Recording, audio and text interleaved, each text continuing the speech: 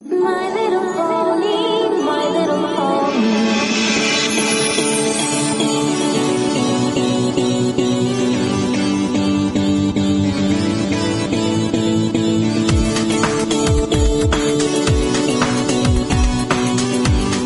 Hello, everyone, and welcome to Bronyville. This is Bronyville episode. What are we at, Sandy? 41? 141. 141? That sounds good.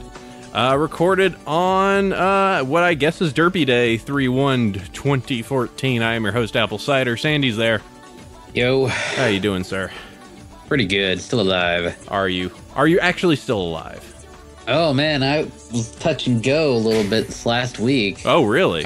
Con crud is serious business. Oh, yeah. You were out Major League. Yep. Feather Props here. We'll go ahead and introduce him. Yep, he's here too. Hello. Hey, Duder. We had a guest, but their mic died on them like last second. Whoops. Oh, so we'll figure that out. Yeah, we'll figure it out. Whoever this mystery guest is that Sandy had. So what was this about your potential death? Oh, man. So the weather's been really, really wonky here in Texas. It's been alternating between cold and hot and cold. And so the mountain cedar has decided that it is time to pollinate everything, of which I am like deathly allergic. So I had massively awful allergies all weekend and then came down with some mysterious form of con crud over the weekend. You know, you'd think being around 1,900 people in a hotel would, it could cause some problems. So I was kind of dead until Thursday. But Someone brought in the deadly Mojave virus. Is that what we're saying? Deadly Mojave virus. It's like an outbreak. Except there wasn't any monkeys. There was just a bunch of fursuits. I don't know. The fursuited monkeys. Oh, that's true. Just a gorilla shows up, just starts banging on the cage. Bite somebody. And I didn't sign up for this. I heard some good things out of Fiesta. It sounded like there was a good time to be had. Yeah, Fiesta is its sixth year.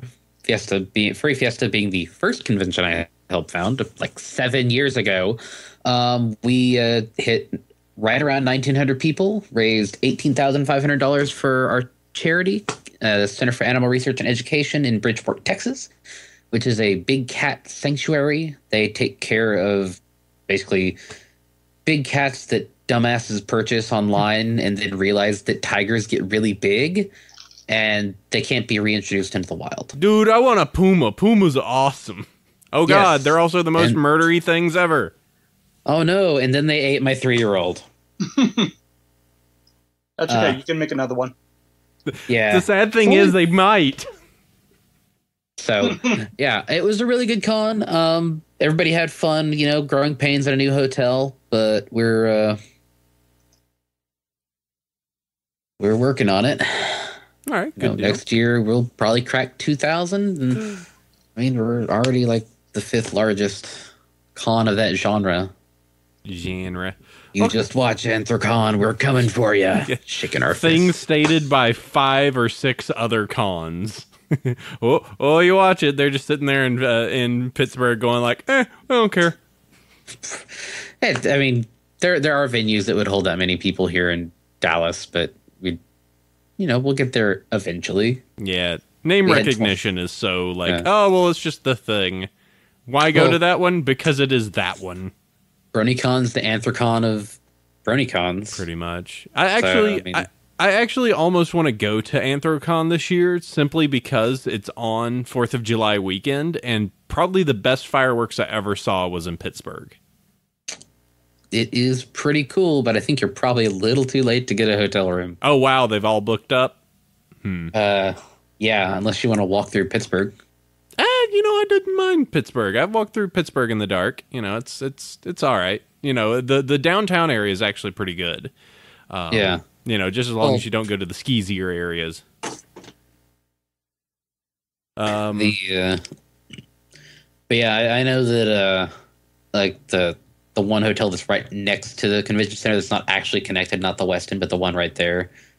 It's like something sweets that booked up like in like an hour. Yeah, I wouldn't when be. it opened. Yeah, I'm not surprised by that.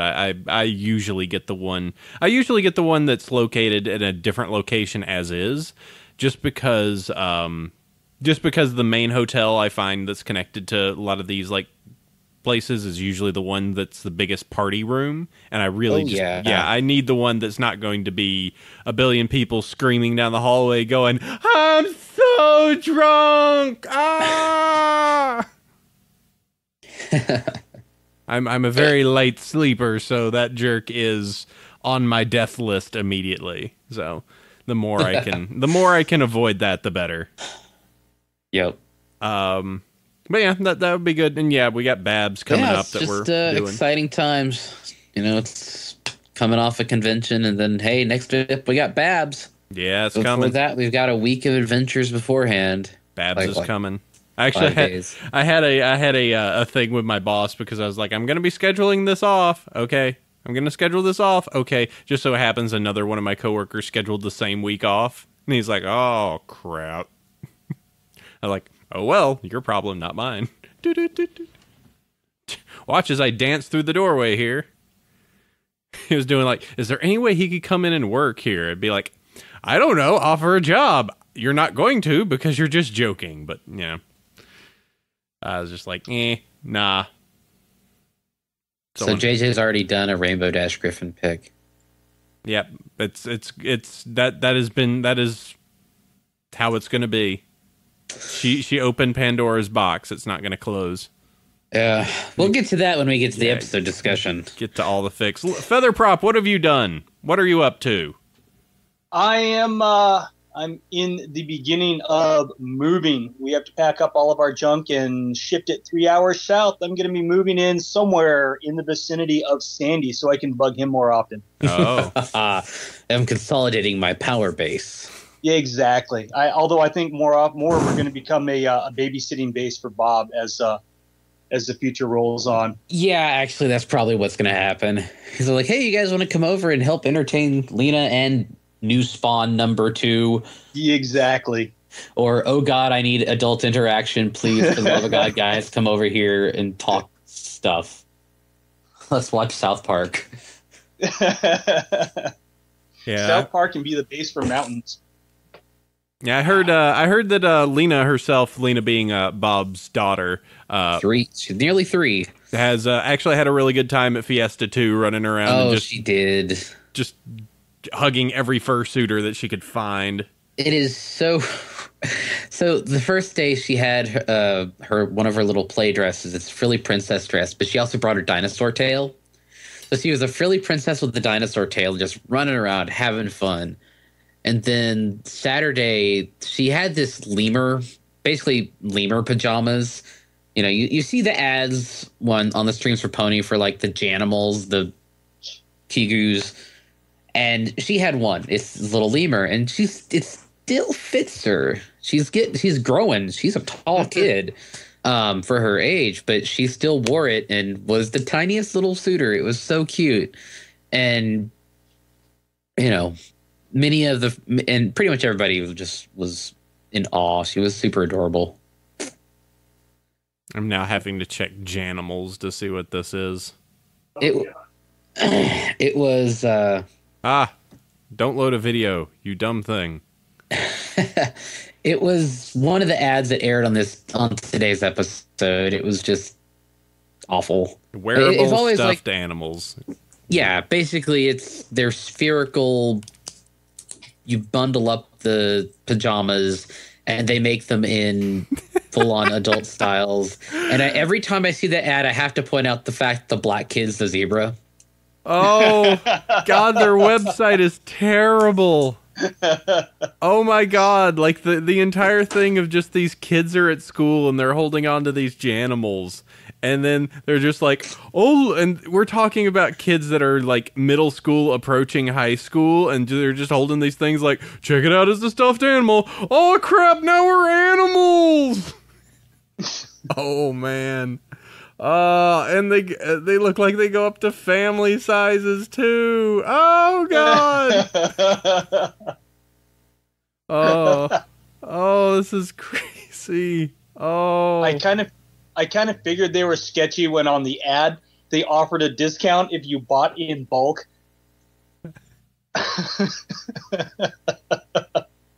This is what like your weird aunt gets you if she simply does not know what to. She like thinks that you're still 7, but you're actually 23.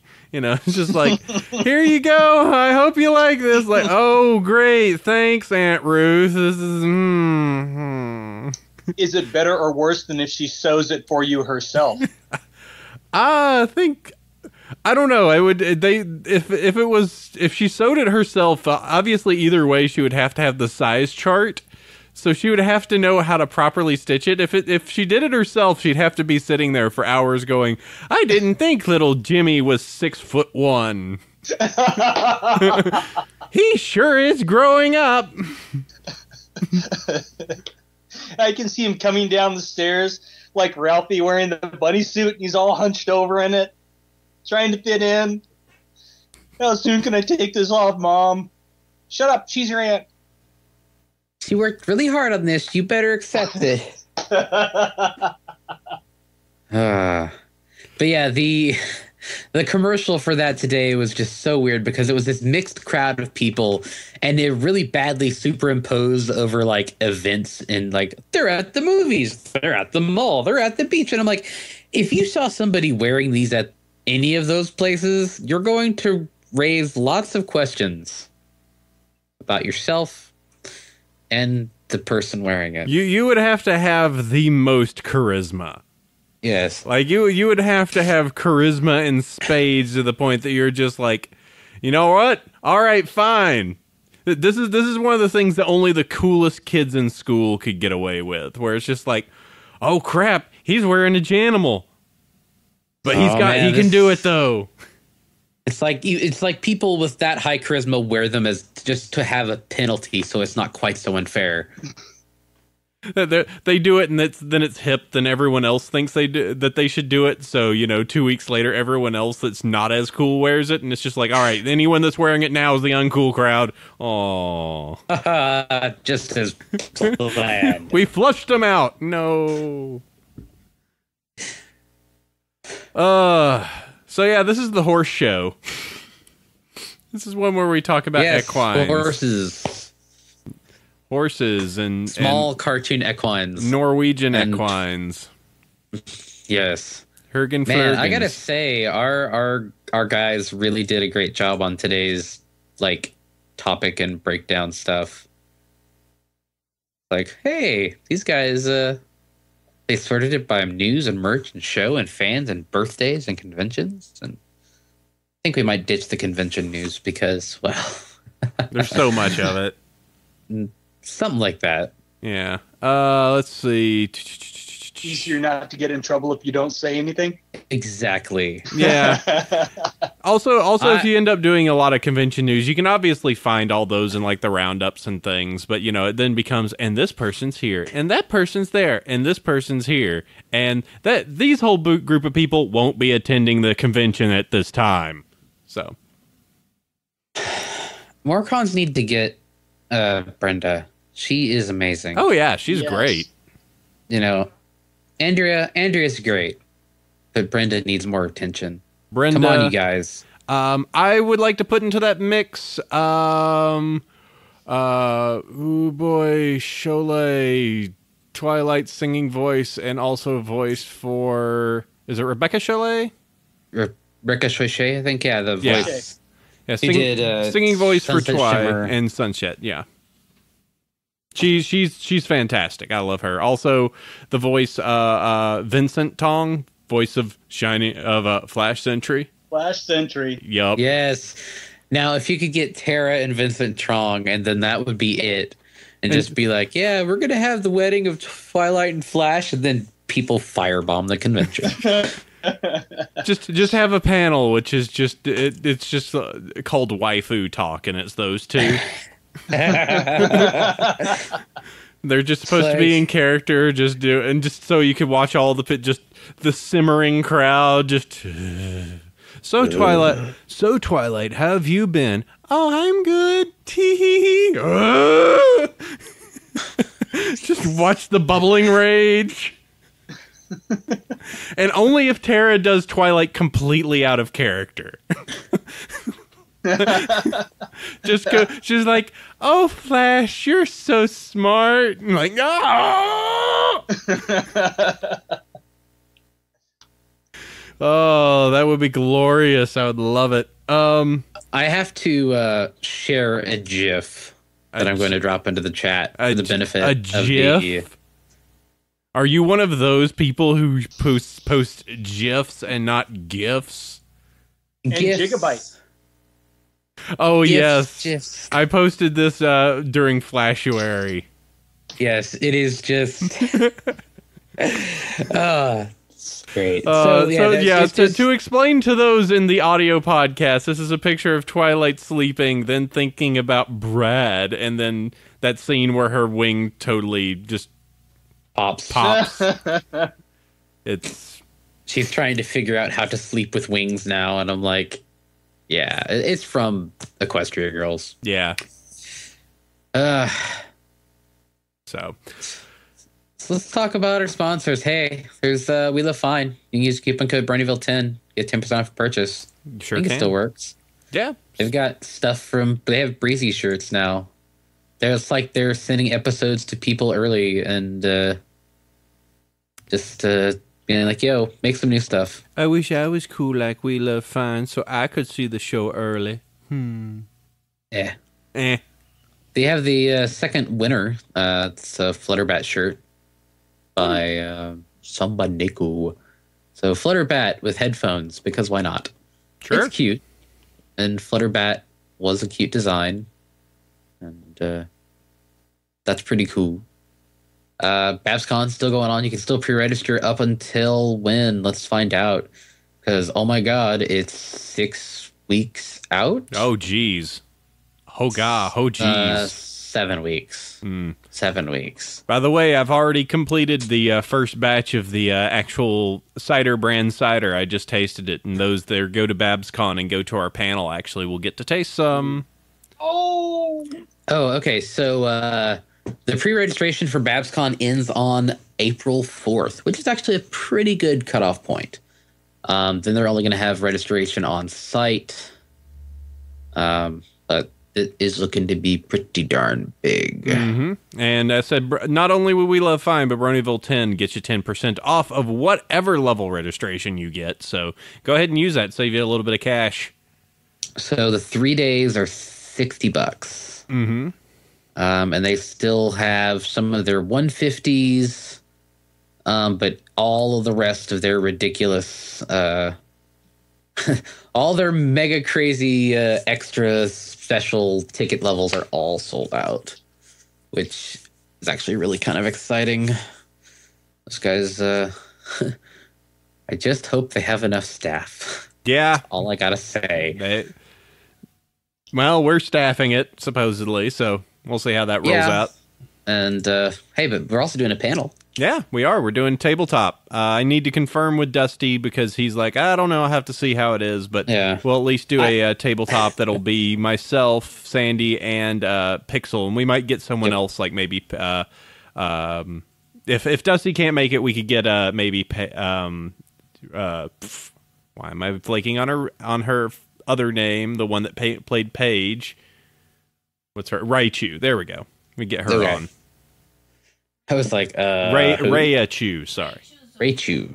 But yeah, I did, by the way, respond to that email that we got like a week ago. And hey, you guys still doing this? I'm like, well, yes, we're still doing this. God. Yeah. We've been talking about it for weeks on our show. I think they just need like us to be like, and these are our names so they can give us the badges, etc. So, which is funny because it's kind of like, well, which badge do you want to give me? Do you want to give me the helping Starry tend her table badge, because she's going to have a table there, by the way. Do you want me to have the I'm going to be a panelist badge, or do you want me to have the I am potentially helping you on staff badge? Like, which of these three should I wear? Just have all three. Just have them all three of them pinned them. You give me the VIP liaison badge. You give me the panelist ribbon. Just give me all the ribbons. I just want a ribbon from my chest all the way down to my belt. You just look like some sort of like general going around with 3 badges. Yes. Just mirrored sunglasses and a big fake mustache, and you could be like a South American dictator. Yeah, it's like, does this one get me access? What about this one? Can I go here with this? El Presidente requires access. The most interesting. Oh no, he's already there. Sorry, Dusty's already there. El Presidente, we need more people to attend the convention. Round them up. Yeah. So yeah, BabsCon, that's coming up quickly. I'm wearing a shirt for him right now. Go do that. We'll be there. We'll be doing lots of crazy. And finally, audiostratus.com. We're making progress on it, kiddos. That is my audio recording software. I'm doing all the stuff, and over the past week, I've actually started getting the corporation founded, getting in talks to finally get the first stages of funding underway, and everything for AudioStratus. So if you do any recording, go over to audiostratus.com and sign up there if you are so interested, and still doing the last stages. So if you want to help out the preliminary funding on that, just to get everything underway, very much appreciate it. You can hit me. My business email address is at the bottom of the page, and yeah, we're just getting everything rolling with that. And I've literally brought it up. I've gone to many events in the past weeks, and I have yet to find someone that went, nah, that doesn't sound good. I usually get a whole bunch of. I had one this week that went, ooh, how do you handle this? Oh, you do this. Oh, yeah, really into it. So we're making some good progress over on our side. It may actually be a business soon enough. Goddamn. Yep. Woof. All right. It's a real thing. Yep, I hope so. I really want it to be a real thing. It's just it costs money to make money, so. Yep. That's how it goes. Topic time, Janimals. Yeah, kigurumis are apparently a thing. You know, at least they're not selling those weird, solid fiberglass heads yet. Just wait. Those eyes, Or those floppy rubber soulless animal heads. eyes. I just saw them as being something like the those animals that you could stuff things in with all the pockets, and I'm just going, these will last 3 weeks and they'll be gone. There's like one company that makes like 5 or 6 different iteration of the balled up animal. There's one that's a pillow. There's one that is like a bag of freaking holding, and then there's the Janimals, which are the kigurumi, freaking Bodysuits. Yeah, it's like they're not pajamas. So it's like the same company seems to be just making all this. So quickly, there's one guy in a dark closet, and he's just got this idea on the brain, and he's sitting there. The walls are all scribbled on. He's got lines running everywhere. He's just trying to come up with more ways to make animals usable. It's just kind of like candles. No, can't do candles. Keyboards. No, that's not going to work. Pajamas. Yes. Close Encounters of the Third Kind. Blankets. No, we've already done that. Bath towels. Jackets. I don't know. We can combine them with that thing that lights up in the tub, the rave tub thing. What? I need one of these. I've not heard of this. Someone give me a rave tub. All it is a little waterproof floaty thing with multicolored LEDs that strobe, and it spins around. You can spin it around in the tub, and it makes your bathtub a rave. Whoa! It's like I need one. And there's I long for the days of GAC and Gyro Bowl. The commercials just get weirder. Gyro Bowl was always weird because you looked at it and you went, I might need that. It's like that could be useful. I might have a time when I have a small amount of snacks and just suddenly flinging my arms around going, I need to use these. I'm really excited, but now I need to throw around these snacks. Oh, look, they're still in the bowl. Yet no matter what, I've heard enough things of people going like, yeah, they don't actually work. Yeah, I mean they're plastic with plastic bearings. You would actually have to have like a metal bearings, and WD-40 the heck out of them, and lubricate the heck out of them to be really useful. Mm. All it takes is a little bit of grit in those things, and they just seize up. Enough like those little popcorn kernels sticking down in there, and just now it's just totally worthless. Yeah. And GAC is just the repurposing of an item that's been around for ages. Of course. GAC. Yeah. I don't know. Hey, that was Nickelodeon GAC back in the day. Yeah. Yeah. Or that's slime or whatever. Yeah, Green slime. From Double Dare. And you can't do that on television. Yep. Supposedly that stuff was edible. I think it was made with flour or something. It was probably edible in the sense that it wouldn't kill you if you ate it. Yeah. Considering the amount that they got on people. But, I'll straight up say that when I was a kid, I kind of wanted to get on that show just so I could get slimed or whatever. And maybe win a 30-second grab spree at Toys R Us. Oh boy! Like a minute to grab all you could from Toys R Us, not counting certain things. I'm sure.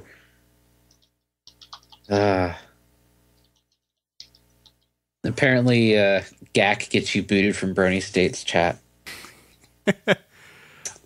Let's see. Looks like there were some different recipes. In the early days, they actually did use a green latex paint in the early days, like to mix in with it. But then in the later stages, they did some stuff like making it more safe by adding in Jell-O and cream of wheat and probably changing the color.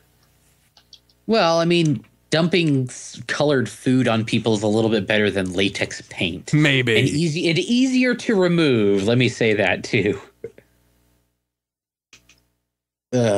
Yeah. Man, where are those kids shows today? Now we get things like Disney Channel original series. Where have the good television shows gone? Where's my Goosebumps? They tried to resurrect it with On the Hub with Haunting Hour. Oh, okay. Are You Afraid of the Dark? There. Where's that? Yeah.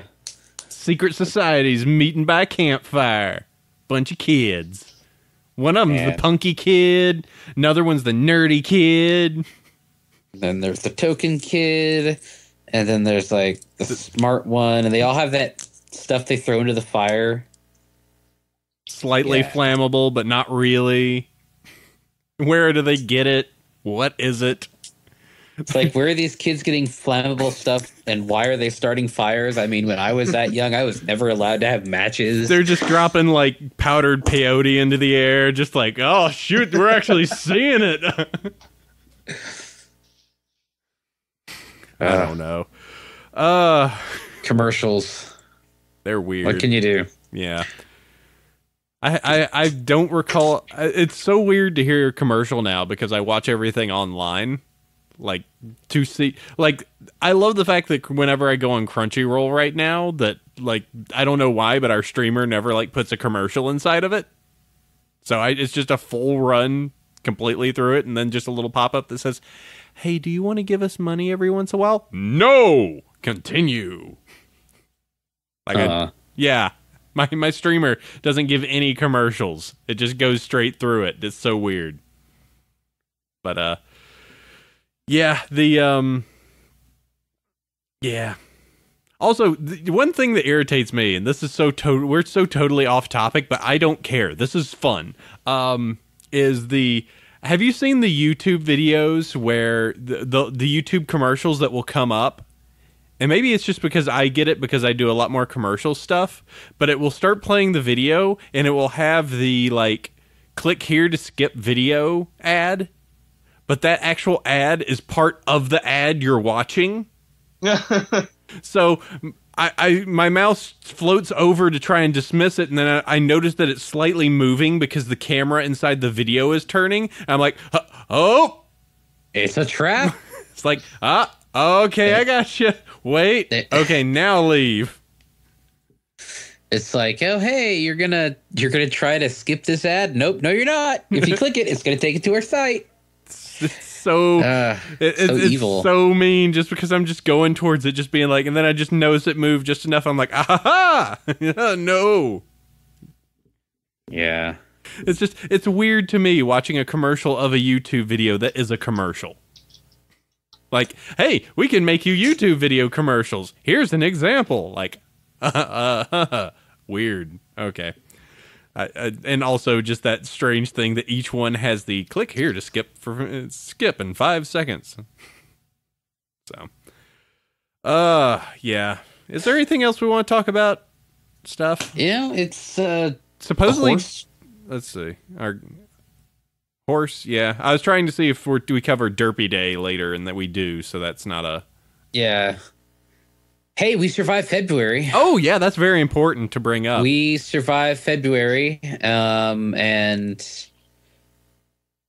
yeah, we didn't catch fire. Nobody died, I don't think. Well, we kind of we definitely February did have its weirdness this month. Yes, it was not without at least some level of. I think oddity. People did kind of chronicle the nonsense of February. There we go. Topic time. February, the survival. Yes. Congratulations. The end of February is upon us. Now the harsh summer becomes. Hey, we still have what episode was this? We still probably have like 8 or so episodes left. Scream. Yep. No, we're not that far. Yeah. I'll have to look that up. But we're quickly approaching end of season. Get ready, scuns. The long ponyless summer 5. The return of summer. Actually 4. Maybe the 4th one. Yeah. Then we'll be doing Fandom Unlimited episodes. Yep, that'll be fun. We've got like 70 TV shows that we could go through. God. Did you ever hear our recording for Littlest Pet Shop?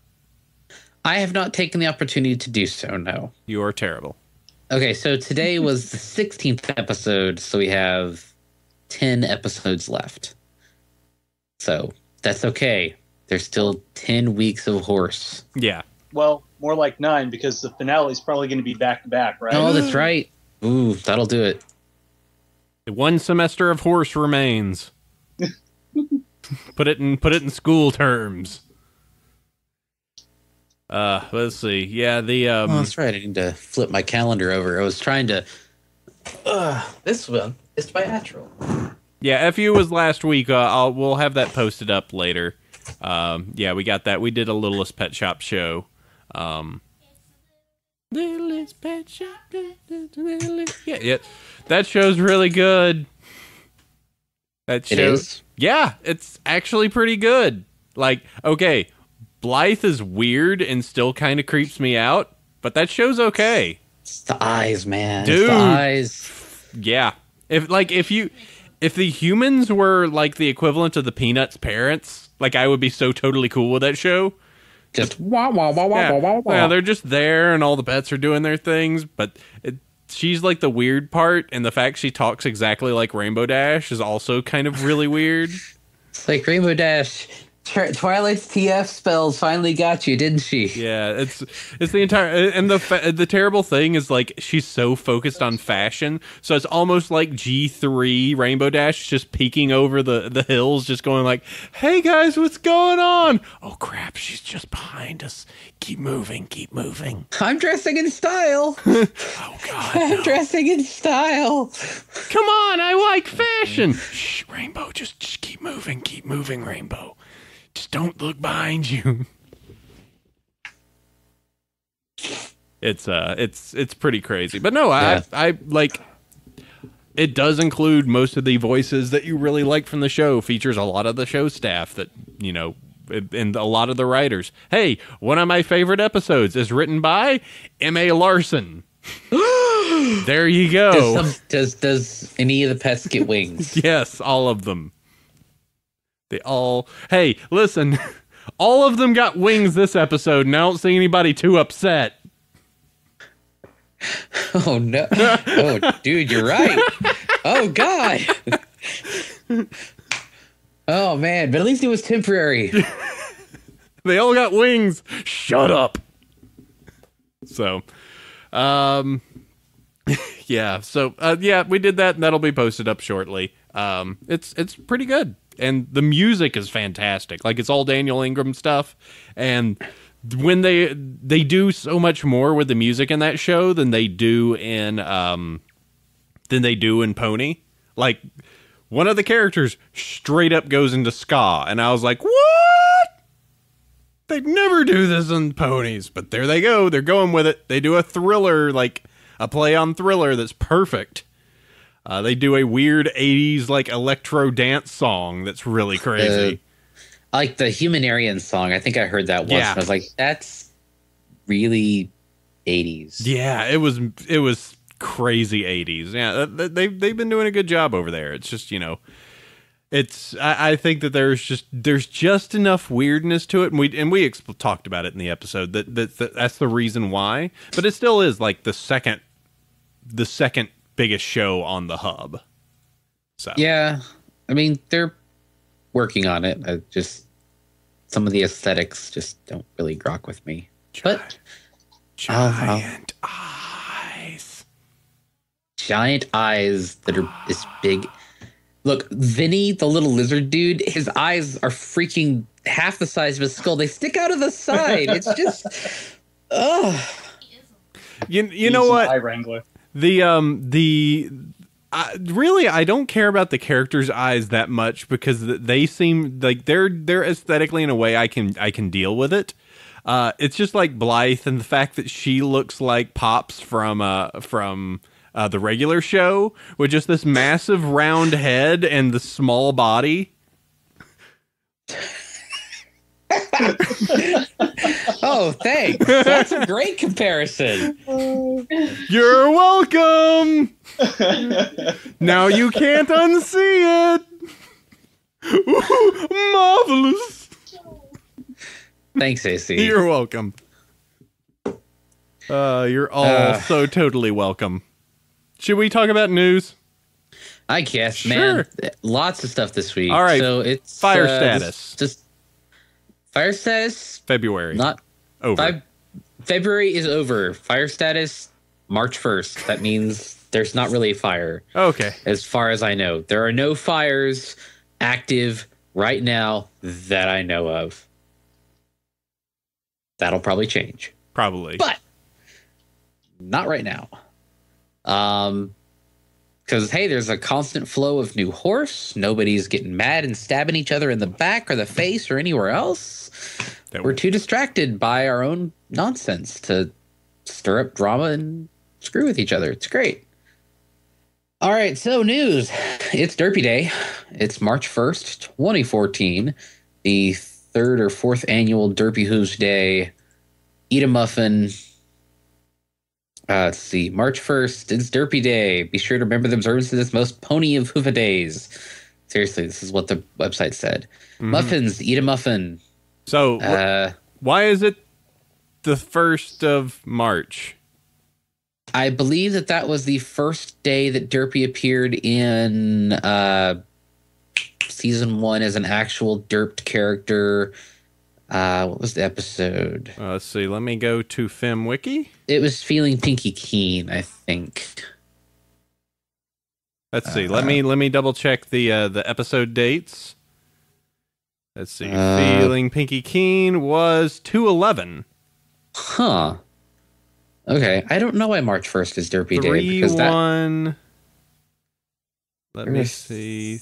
I don't see any reason why 3/1 should be it because there's... Yeah, because Putting Your Hoof Down was in 2012.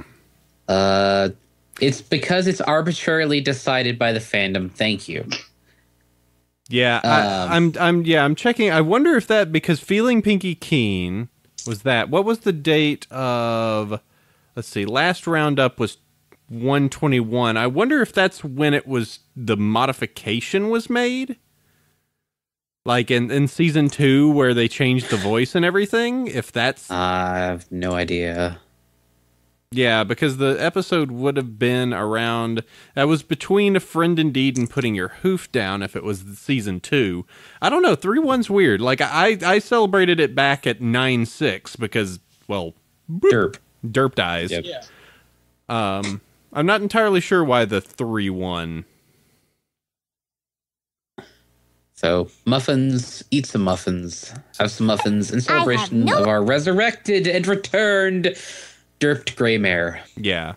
So somebody linked me a why is it March 1st? Nobody has any ideas. First post was in 2011. Yeah. Maybe it's just a good date because nothing else is really going on. Maybe just it's the ward against February.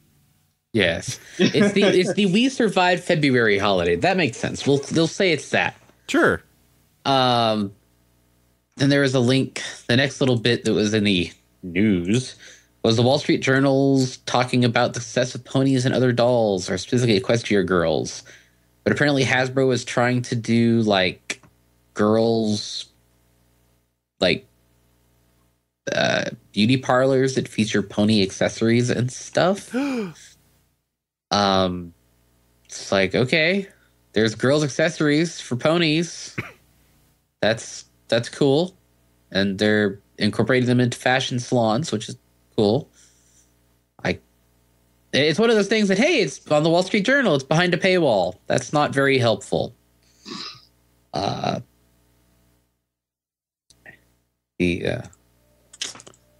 Can't say much beyond that. That Hasbro is really doubling and tripling down on ponies because, hey, guess what? It makes lots and lots and lots of money. We've lost money in all areas except one, which makes us a gajillion. Yeah. So, Toy Wiz, the piratical people that they are, I wouldn't say they're really piratical. They're just exploitative in their own ways. Capitalism. I will shake my fist. I know nothing. They're putting in pre-orders for the Luna, Spike, and Winter Gear ponies that are being put out by Aurora. They were shown off during the Toy Fair a couple weeks ago. $25 and $15 for Spike. And then the bigger ones are like 20 and 20, 30. Goodness. Wow.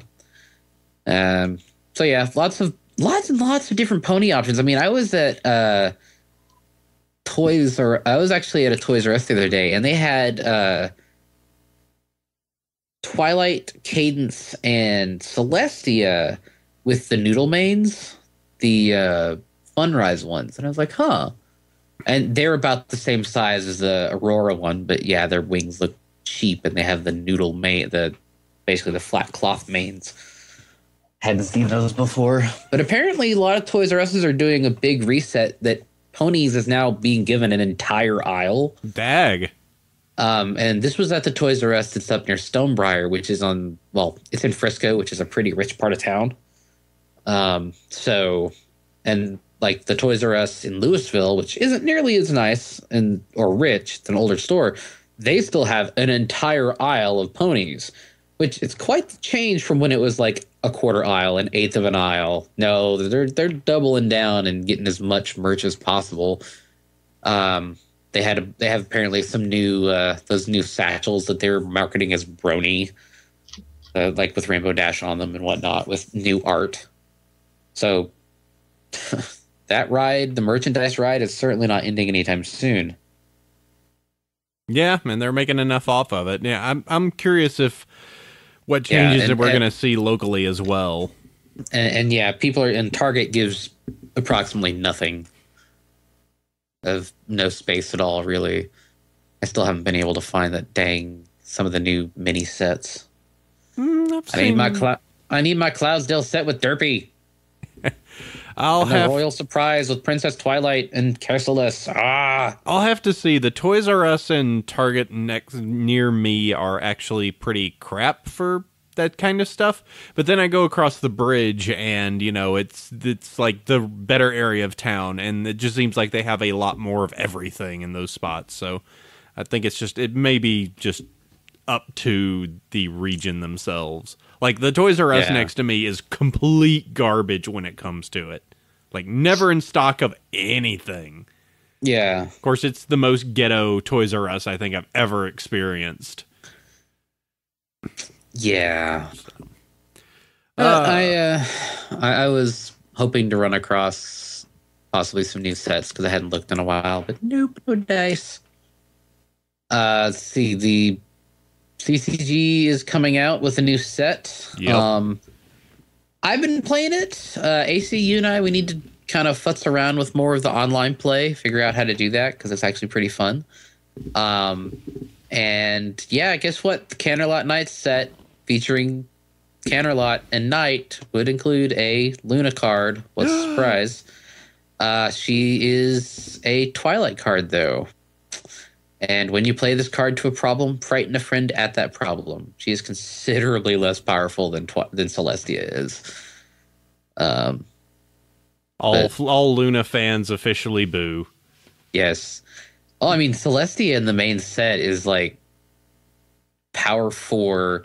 She costs 5, but she's power 4, has Swift, has Studious, and like has a couple of other things on there. It's an ultra rare card that is just like, hi, it's in Fluttershy's color. So you have to actually have purchased a Fluttershy, found one of the Pinkie Pie Fluttershy decks in the wild or purchased it online, which I haven't been able to do yet. And I purchased it online. Like, I'm actually showing for the camera right now. Here is my unfortunate addiction. It's an entire double box full of it. Oh man. It's full. It's absolutely full. It's all pony cards at this point. And I've gone to the extent of organizing it by the element type, and then, the rarity of said card in that element type, and then by the rarities of said cards, and if they are foil, and I have a problem, and I need help. Oh, AC. No, don't burn my cards. What else will I have? A bunch of burned cards, that's what I'd have.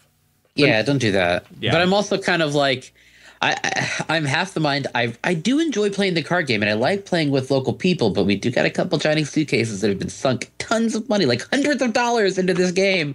So, oh, look, it's that Fluttershy deck you have. Oh, look, you just tossed down Fluttershy Guidance Counselor, and I don't get any mana ever. I guess I'll just flip the table. Kind of. And, there's a guy that plays a quad color Pinky deck, which is the most ridiculous thing. It is just the most grindingly painful loss you could ever do. Oh my God, a quad. God, because you could do that. Yeah, because there are certain cards that don't have a prerequisite, like Lady Justice. Oh, shit. Lady Justice has no prerequisite. Oh my God. Nerfs your opponent's characters. And so he's like, he just has splashes of other colors as their characters that don't have prerequisites. They're more expensive, but it doesn't matter because it's like, hey, this really powerful card. Oh no, your characters count for nothing. You get like -4. And oh wait, here's your invitation. I just killed one of your 1/1 friends. Oh, Pinky Responsibility Pie. Looks like I just broke some pony's neck. Go to sleep. Now, going back a bit, the online plays, where do you do that? Because I think I've only seen one site that allowed that. So there is a platform, and of course, I'm going to say that for this first. If you're interested in the game, I advocate at the very least getting yourself a starter set and trying that out. That said, there is a platform called OCTGN, which is actually just a free open source card gaming platform, and someone has made a My Little Pony version of that as well as the cards, so they actually do play and look like this, the actual game cards. You still need to learn how the game is played because it does automate some of the stuff during setup, but it does not automate enough of it. So you still have to be like, all right, minus this many points. All right, here's this. Got to do the face-off. So you still have to know the rules, but it plays exactly like a game board. Actually, I might actually do a game of it with Sandy after this, just so people could get a look of it. Just do one quick game. So that way Starry doesn't kill me. Yeah, and it's good as it comes with like the base decks, and then there's like slightly improved versions that they're pretty good. And of course, you can totally go to, I forget what the website is, but that it's a card database, and you can just construct whatever fantasy deck you like and stomp all over whomever else. Mm-hmm. Yeah. I had a really good time. I think we played, and I played a Pinky deck against you, and I played, I think, Applejack. Mm-hmm. And for whatever reason, I don't know why, but Pinky was just mauling. I was starved for it. It was Applejack Twilight, I think it was, and I just was starved for purple. Yeah. That's just how the game goes. Yeah, sometimes you just get that bad draw, and you're behind, and you're just like, oh well. I lost this one. Yep. So. It was Pony Head, because it's like Wild Head, but for ponies. Yeah. And let's see, there was a site Seeking Alpha released an article about co-venture between Hasbro and 3D printing company 3D Systems. They will probably be making 3D printed pony stuff. Possibly. That's cool. Because Shapeway's got their C&Ds, and I got one of their Derpies before that, and she's really cute and sitting on my desk, and no, you can't have her. But that'd be really cool. Another thing I saw is apparently Diamond Select, the guys that make the statuettes of, Deadpool looking goofy or Captain America holding his shield or insert comic book character here, apparently they're going to be doing some pony ones. That was something that showed up at the Toys Fair that didn't get a lot of coverage. I don't know if maybe nobody posted it into the merch section, but it's actually like find it minions, big 8-10 inch tall statuettes of the ponies. I think there was like Rainbow Dash, Twilight, and Fluttershy that they showed. But I'm sure the other ponies are going to be included. And of course, they're always the pending license or approval. Because, Hasbro totally has to approve them. But they're probably going to be like $40 to $60 big, hefty PVCs. Which is both awesome and kind of crazy. Because they're like, yeah, there is a collector's market that would totally buy these. All right, we're going to get in on it. And Diamond doesn't make half bad products. It's kind of hard to screw up the detail on a flat coated single color pony. It's one thing if they mispaint some character's face. It's not so much when you have a rather simple character design to work with. Interplay is releasing more card tins, as you'd expect. They have Luna, Princess Twilight, and Rarity. The Trixie and Twilight Funkos have shipped. If you pre-ordered them, I got my notice. There's a thing about the Toy Fair pics with all the pony stuff. Oh, they're so cute. They've got the winter scarf ones. Yes, Twilight and Rainbow and Pinky with scarves and hats. The Luna. I'm like, why are you making a Luna? Where's Celestia? I want Celestia.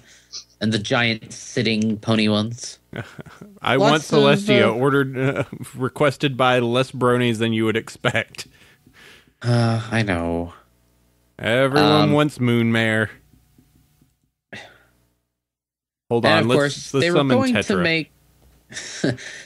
Apparently, Life MLP edition was going to be a thing, and then it got canceled because they're like, "No, we'll just somebody else will do it."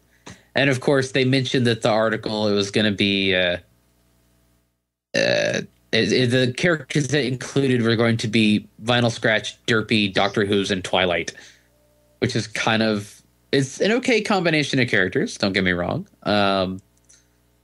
So why not? But apparently, it's just not going to be made by USAopoly. It'll probably still exist, just not from us. So Hasbro might be doing it in-house. I don't know.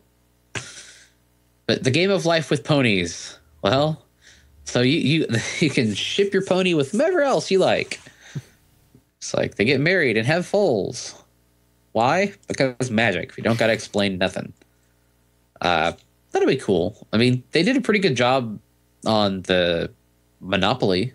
Mm-hmm. That's pretty fun. You can enjoy all of your version of life of being like, all right, time for the entire shipping. Pink car. Add another pink peg. That's how it goes. Likely by most bronies ever. Yep. Hetero shipping? Blasphemy. How could that ever happen? Heteronormativity? That's just weird. And that explains why there's so few cults in Equestria. I don't know. So the Hub has released press releases as to what episodes are coming out.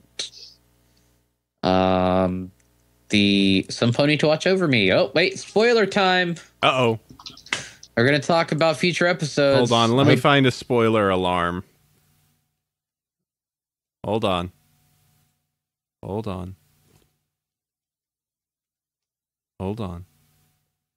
Here we go.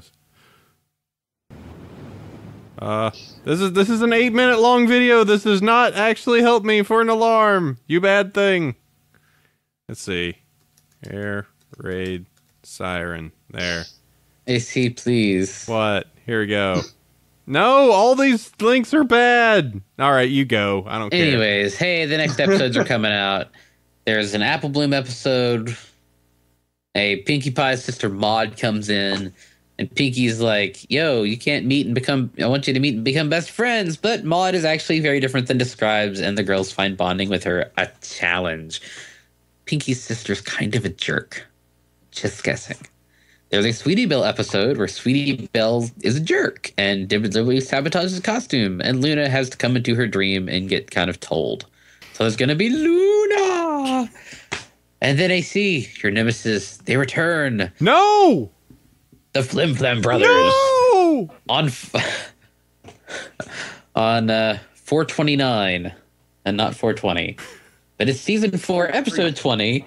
The Flim Flam Brothers Cure All Tonic is gonna fix up Granny Smith. Oh boy. So here we go again. It's just yeah. Flim Flam Brothers and Applejack, and that'll be interesting. More Apple Pony. You'd think the apples would have learned from last time around. Yeah. The Flim Flam Brothers. Yeah. Gross. Just got a notification from it's like an email just titled "It's happening." I'm like, what? No, it's just a Tumblr notification. The Tumblr is happening? Oh no. Oh no, stuff on Tumblr. It's happening. Man. Yeah. No, more Flim Episodes Flams are coming up. Woo, Flim Flam Brothers. Yeah. So have you actually read the MLP Friends Forever comics, AC? No, I've actually been slacking off on the comics, I'm afraid. I need to get back into that because I am behind. Ever since I had Comixology goof up my the beginning part of the Cadence and Shining Armor comic, it slowed down momentum so much that I just haven't jumped in and grabbed the most of them. So I need to catch up. Okay. I haven't picked it up either, mainly because it's the artist. I don't really like Tony Fleeks's art. It's really inconsistent. So yeah, it's a thing. It's out there. Neither one of us have read it. I understand that this is the one with the CMCs in Discord. Yeah. Yeah. I understand that there's some like really interesting stuff that's done in it. For instance, Sweetie Bot. Interesting. Mm-hmm. Well, I need to go to my LCS anyway and pick up my monthly box of comics. But we will see. Yeah, but once we do that, we'll just need to catch up next time. Yup. And go, because it does seem like that it's pretty good. I mean, it's the CMCs in Discord. It's pretty a match made in heaven of the most chaotic characters plus the chaotic character. So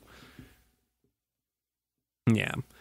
Let's see what else. Just kind of skipping around here. Fighting is Magic Tribute Edition. It lives. So what is this? So yeah, remember Fighting is Magic? Oh yeah, actual ponies. Uh-huh. And not the weird alpaca cow whatever XPs they're using now. Which Starry really loves.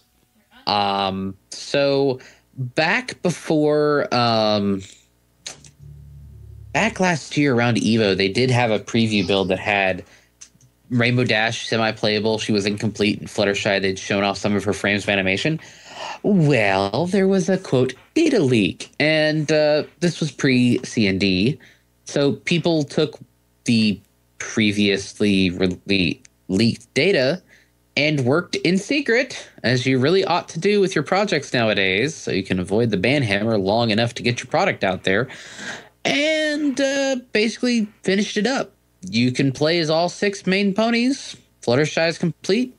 Rainbow Dash is complete. The main ponies have been rebalanced. And it's out there. And you can't stop the signal. Pretty much. It's been torrented. It's on Mega. And the people that did it kept their heads down and were quiet. So I guess none of us have actually played it yet. I've downloaded it. Okay. I played it. I played one round and I had no clue about the mechanics and stuff. So Rainbow kicked my butt pretty badly, but it looked good. I mean, it's a retro feeling game, and from what I recall, the problems people talked about, I didn't see it or see any of it. It played pretty darn smooth. It was nice. And I'm just going to add +1 to the torrent. Holy crap, I just downloaded it in like 3 seconds.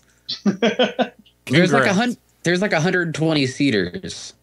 Yeah. Supposedly a Missing Pony said that they played it and it's kind of poorly made. Maybe they'll continue making modifications to it.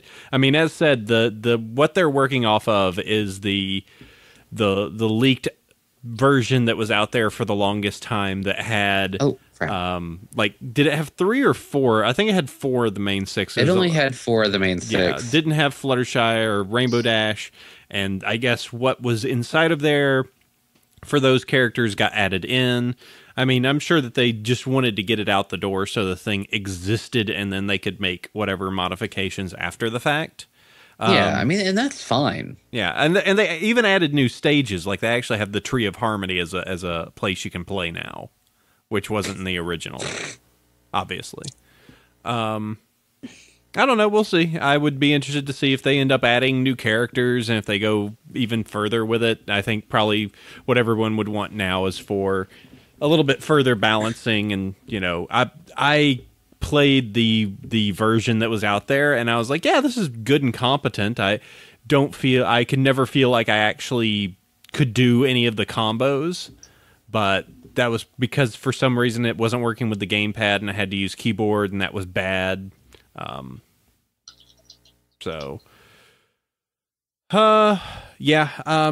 be interested to see. I mean, I guess my hope is because this is a different group and they're kind of hiding under the radar because they're not making as big of a deal as the actual main 6 crew is, that this will probably continue on for a little bit longer. Yeah, I mean, main six did comply with the CND. They stopped working and did their own thing, but you can't control people on the internet that have your data and are going to recompile it and work on it on their own. Right. I mean, that leak happened just before. Kind of shrugs and. I mean, there's no way to say if they actually got like an updated set of code from someone that leaked it, or if it's the original set of code that got leaked out there from, I guess, one of the demos that they played before. That would take somebody that knows that coding a little bit more than I do, and I have a feeling that the main 6 guys would not actually want to disclose if it was one or the other for the implications that it could be. But that said, I think that it is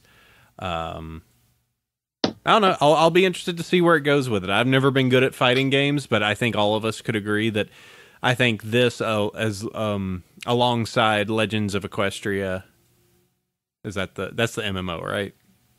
Legends of Equestria, yeah. That are probably the two biggest ambitious things out there. I'll be interested to see if LOE actually turns into something more than just a giant glorified chat room that looks awesome.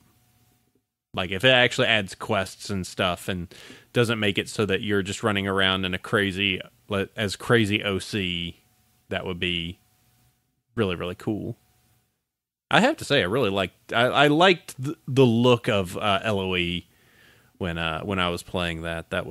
They got the tone and everything just right, and poor Earth ponies having nothing to do. It's like, well, I'm gonna be over here. I can pretend I'm gonna grow this apple tree. I sure do run fast. Yeah, well, I fly. Crap. And I teleport. Yeah. The Everfree Forest in that game is enormous. Holy crap, it's huge. But yeah, it is. It was pretty good. So yeah, we'll see what happens with those. Oh crud! People added in fan stuff. Added in something I just put Civ 5 pony mods. Because why not? Apparently, you can have Trixie and Luna and various other full screen mods. Princess Celestia of Equestria. I want to see her declare war. Yeah, it's just it's just as bad as Gandhi. It's so weird. The cupcake cannons. It's so weird this is brought up because I was just randomly... I downloaded a bunch of Civ 5 mods the other night. Or actually ages back, like months back. And then I finally gotten kind of like what do I want to play? I want to play some Civ 5. So I went, okay, I'll figure out how to do the stupid pony mods tonight. Tee-hee-hee. Started loading it up. Played as the Earth Pony mod. Showed it to Starry. Starry rolled her eyes real hard. And... it's Civ. It adds some stuff. There's really not much else you can say about that, but it's still Civ. You're still conquering the world. I played on a map that was supposed to be a representation of Equestria. It was real bad. It was a really bad map, because just simply. That map of Equestria is so open and so huge that it's just like, oh, well, I'm never, ever going to get to the ocean. So there's so much empty space here that I can't do anything with. But, yeah, it seems like they're okay. I love the fact that religion gets turned into laughter. Okay. Yeah. It's like, we don't put it as real laughter. There we go. That makes us feel better. Sure. So, yeah, I saw all these there. There's lots of other stuff. You guys just need to check out the show notes because our news ponies are incredibly thorough and talk about a lot more stuff than I would ever put in there by myself. So check it out on our webpage, BronyShow.com, and it's also linked in our... the show notes are usually linked in our iTunes. Yeah. Also, one quick note on the Civ 5 mods. They're single player only. You can't play them online, which is kind of lame. So, just so you know. Let's see. Anything else? Episodes. Should we talk episodes? I guess we should talk episodes. So we got 2 episodes we should talk about. Man, we got 2 episodes. Yeah, 2 episodes. All right. Lots of horse. We got double horse that we got to talk about. All right, so it's episode time. Remember, as always, we're going to be spoilerific in this particular section. So if you have not seen the episodes, go take a chill pills because we're going to talk about Twilight Time, and it ain't easy being breezies. All right, let's start this. Let's start at the top. Twilight Time. This is going to be season number 4, episode number 15, overall episode number 80, aired date on February 22nd, 2014, written by Dave Polsky, storyboarded by Sabrina Alberghetti and John Cusciano, I believe. Featured characters are the CMCs. Sandy, I already know you were not a fan of this episode. Nope. It's not that it wasn't good, which it wasn't good. It was that it was just so boring. Yes. It was so boring. Like, oh, hey, we're the CMCs. We're going to be dumb kids for like 30 minutes. And Twilight's just going to be this kind of dorky self and all this random stuff. And, oh, hey, these kids just now noticed they have an alicorn princess who's been living in their town for multiple years. Hasn't been a princess for that long, but she's just a dorky librarian. But now she has wings. And now, oh, man, all the kids are like, oh, my God, we want in on this. Yeah, not like it that she didn't work at the library and they couldn't have just come at any time. Yeah. A whole bunch of nothing really happened throughout the episode.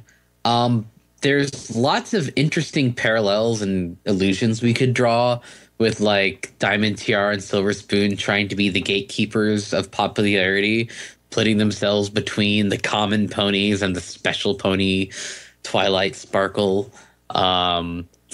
And how, oh no, we're inviting only the cool people to our pool party. You know, that's how we know we're special, because we're exclusively inviting people and other people just aren't cool enough. Mm-hmm. You're invited because you're horse famous. Because don't we all want to be invited because we're horse famous? Yeah, I know that we were drawing some kind of parallels with the fandom itself. I think that it can certainly be drawn more general, but I think for people like us that have dealt with people within the fandom being crazy on exclusivity and making walled gardens, that I think we may... Well, it may have been one of the things where we thought that there was more to it than actually, you know, would have been. Yeah. I mean, we can draw certain illusions because of our experiences that other people would think are ridiculous. But then again, this is one of those things that's kind of universally applicable. There's always going to be the rich kids and the cool kids that are acting as the gatekeepers, you know, and excluding the uncool nerds or the poors, you know. And I think that's part of what made it a less than stellar episode, is that it didn't really put a twist on that stock storyline. And that's, I mean, maybe we're lucky and maybe we expect too much. We've kind of gotten used to them putting a different turn on all these old stories that differentiated it from half a dozen other cartoons that have tried to use a similar point to begin with. And it didn't really change up from that. You know, oh, hey, someone's suddenly popular. These kids who aren't really popular tried to use that to become popular. It sort of backfires. The only difference is, well, actually, it's not even really different. You know, we had at the end a denouement. It turned into a big nothing burger because they got forgiven. Yeah. The other thing for me was Twilight was, you know, you say she was kind of dorky, and she kind of was, but to me, she was almost more motherly, you know, yeah. or like a boring teacher mentor figure. And that, while it's something you could say is part of her growth. I mean, she's a princess now. She's like Celestia 2.0, as I saw someone call her somewhere. But it's not interesting. It loses what made that character interesting to begin with. And you know, Twilight has plenty of her own character, but just for this particular episode, she was just incidental teacher pony that happened to be Twilight Sparkle. Yeah. And you know, it's good that the CMC are actually learning some skills, and they did get a little bit of character development in terms of, okay, well, you know, apparently Apple Bloom's going into potions. She's been hanging out with Zakora. You know, next thing we know, Zakora's going to be showing up at Sweet Apple Acres saying, "Apple Bloom, it's time to cook. So grab your stuff and work from the book." You know, they got to go out to their enclosed carriage out in the desert, you know, near the Buffalo Lands. With their Mop 5 gear, Mop 4 gear. Yes. I will say that... Or go ahead. I'm sorry, go ahead. No, you. Oh, I'll go. I would say on that note, I did really like the fact that in the beginning, they weren't like, let's get our cutie mark. It was actually, I like doing this. I'm trying to do this where they show those characters progressing and changing a bit and maturing a little bit. And I think that could be a good thing going into the future. Speaking of maturing, poor Claire Collette and the fact that Squeaky is near gone. Yeah. Well, the thing is, all right, look at it, guys. When they started, Claire was like 11. She's going to be 15 by the end of the season. The voice, Scootaloo's voice actor, she was like 14 or 15 when the show started. She's an adult now, I think. And, Michelle Creeber is, getting up there. She's like 16 or 17 now. It's going to get to the point where the CMCs don't sound like kids anymore. And I almost have to wonder, depending on how they want their careers to go, how much that they might actually want to diverge from actually, not to put any ideas or put any words onto what their goals are. But, we're talking about kids that for the most part have been growing up doing this. What if they wanted to move on and go like, I want to give, theater a shot. I want to go and move out to LA and give that a shot. They're getting to the point where they're at least, with Scootaloo's voice actress, where it's like, yeah, she is kind of in almost the prime spot to start going for like real serious roles, as an adult. So I would be curious to find out, how much that they would actually be interested with their own career progression to stick around and do voice acting, or if they have ambitions for other things. Okay, so she's 14 now. Mm-hmm. There we go. So, yeah. Let's see. The one thing I will say that I thought was the one part I thought was really, I don't know if it's funny, but one thing that I thought that was kind of a really interesting point that was made during it was the point where Twilight decided to tell off a whole city of kids. Where Madeline Peters is 17 now. So, but yeah, with the entire thing where they're just like, haha, they didn't learn anything. And then Twilight's like, yeah, neither did any of you. It's like, oh, god damn. Tell all those kids. Twilight's just like, look, if you guys actually want to learn something, I'll teach you. If you're here to get popular because, hey, look, you're in proximity of my beautiful wings. Look at them. Thanks, M.A. Larson. Temple of Told right there. God damn. It was, I thought that was just kind of like one of those things of like, okay, that was weirdly almost like claws coming out right there. Just like, well, then you do something. Like, oh, damn. Yeah. And, the CMCs did get some, they got some character development. Sweetie Belle can levitate. Can levitate stuff. Levitate. She can make lava. Oh no! Don't get her mad. She can now levitate things, which she previously couldn't. Scootaloo can do some mechanic stuff. She can build herself a unicycle because she can't fly. And Apple Bloom's like, I'm getting into alchemy. Because I can't do magic, but I'm going to make potions. Thanks, Zecora.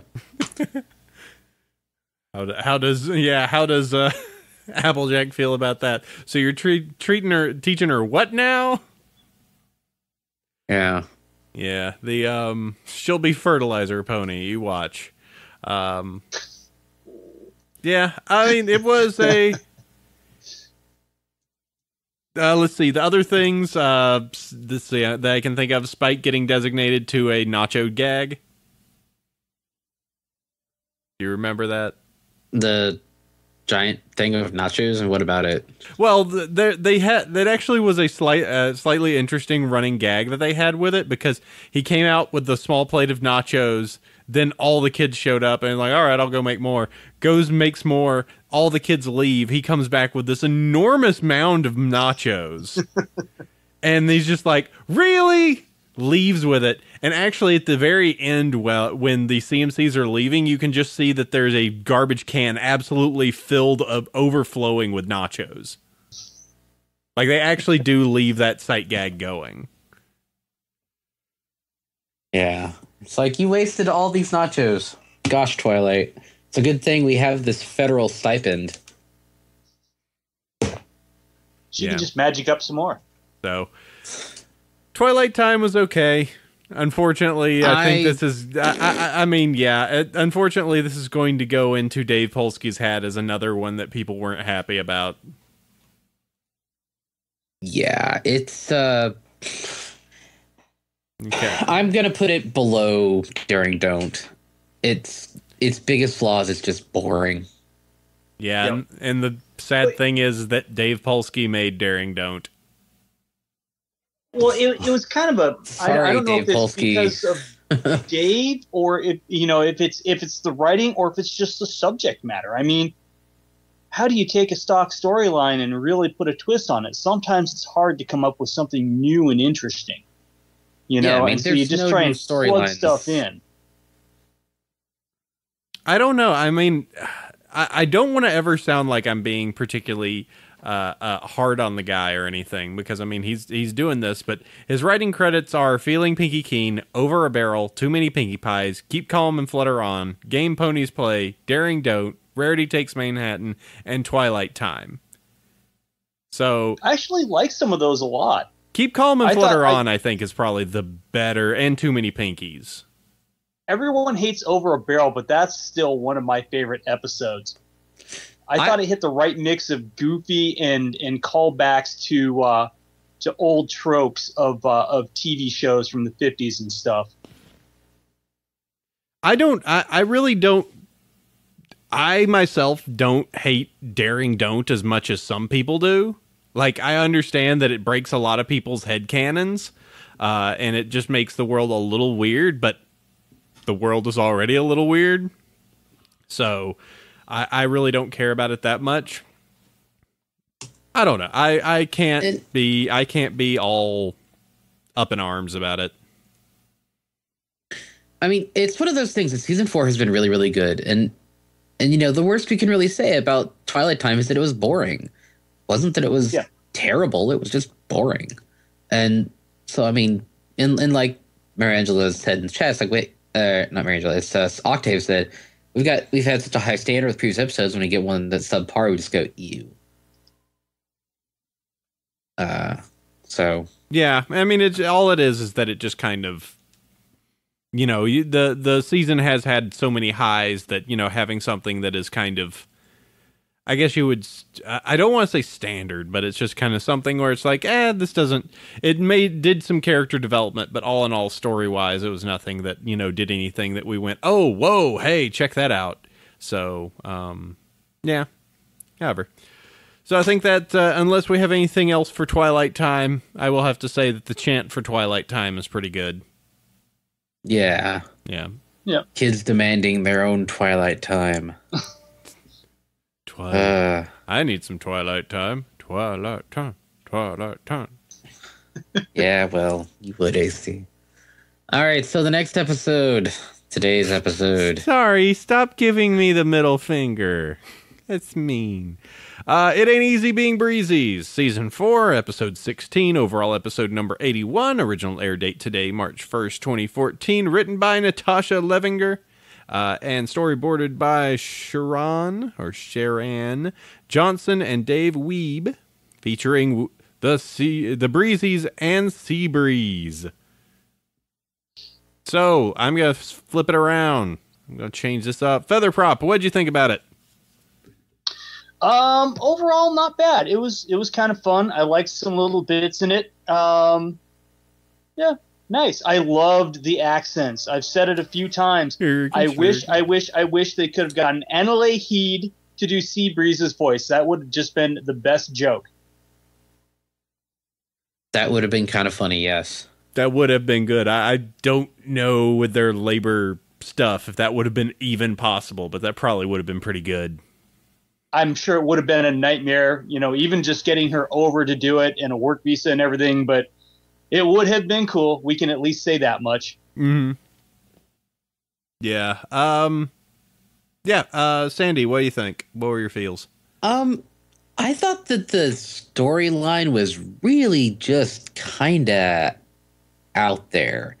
It wasn't a bad episode. The Breezies were inordinately cute mosquito ponies. And I thought that Fluttershy, she got her key. It's a flower, apparently. So I mean, she had to learn that you had to moderate your kindness. Apparently, it was one of those things where like the actual lesson was kind of vague, and it's like, yeah, don't be a jerk to people, but sometimes you have to give them tough love to motivate them and get things done because you have their best interest in mind. Right. And it's one of those things. It's like, yeah, well, the Breezies did kind of have to get home because the magical portal to their extra dimensional living place was going away. It's like Fluttershy recognizing the fact that, holy crap, Equestria is really freaking dangerous to mosquito ponies. Mm-hmm. Yeah, it was kind of the way I got it, at least the moral wise, was just the entire thing. Like, they didn't want to do the trek because the trek itself was so difficult that it's just like, hey, listen, let's just hang out here a little bit. This is a nice place. We can eat. We've got food. We're not cold. We could just hang out here. And then it's just Seabreeze going like, no, you morons, we gotta go. Like, you don't understand. This is a problem. And then, the eventual... I kind of did appreciate it for that, because it is one of those things that is like hey, you can be helpful, but sometimes being helpful is holding people back. Yeah, simply emboldens people to not actually do what needs to be done. Yep. Because, I mean, yeah, the Breezies could have lived there, and then all of Fluttershy's animals' friends would have eventually, eaten them or something. And I have to say, there's a couple parts in the episode where, like, Applejack nearly crushes one. And when Fluttershy can't find Seabreeze, she checks her hoof. Yeah, I like that. That was a good bit.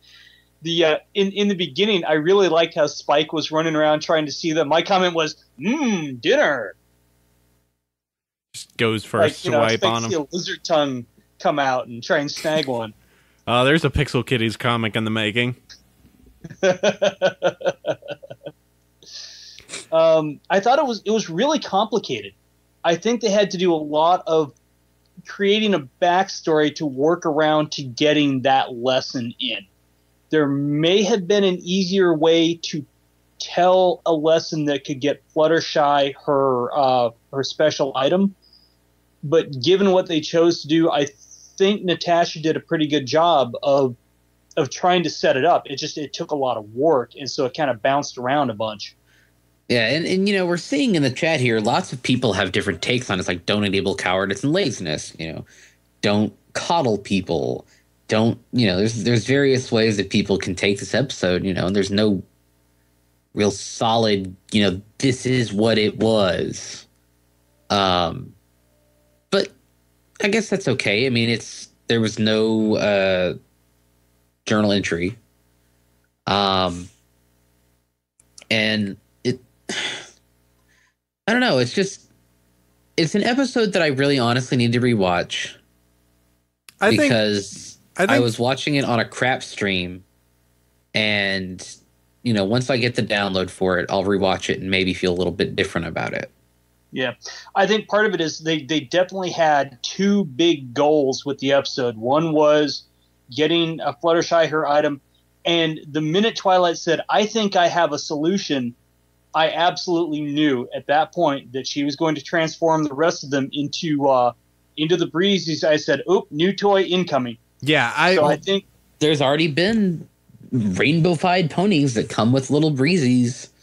I've been shown. But yeah, I had the same kind of immediate response where it was the thing of just knowing of just like, okay, we got to get these Breezies home, and they had the entire thing of like, well, even with it, they don't have enough. There's not enough of them to actually be able to manage the headwind. And Twilight just says, "I think I may have a spell," and I was just like, oh shit, I know where this is going. And then Starry didn't know it until the transform was happening, and Purple I'm just Desu Ex Machina. I know, and she was just going. She really likes Breezies. To their credit, it wasn't Sailor Moon-orific. I will give them that. What, it wasn't turning around and we were watching the skirts appear on their butts and everything. It wasn't all of a sudden a ribbon appears right there at her chest. They're just naked twirling and all of a sudden clothes appears. Yes, we didn't get that. I just want to see somebody do a Kill la Kill transformation. No, it's friendship fiber synchronized. Tink. And then all that happens. Oh boy. Oh boy. Yeah. Harmony fiber, that'd be right. There you go. But yeah, I don't know. I kind of liked it. I think I particularly, the beginning part I thought was a little slow, and I saw what they were doing and the setup that they were doing in that.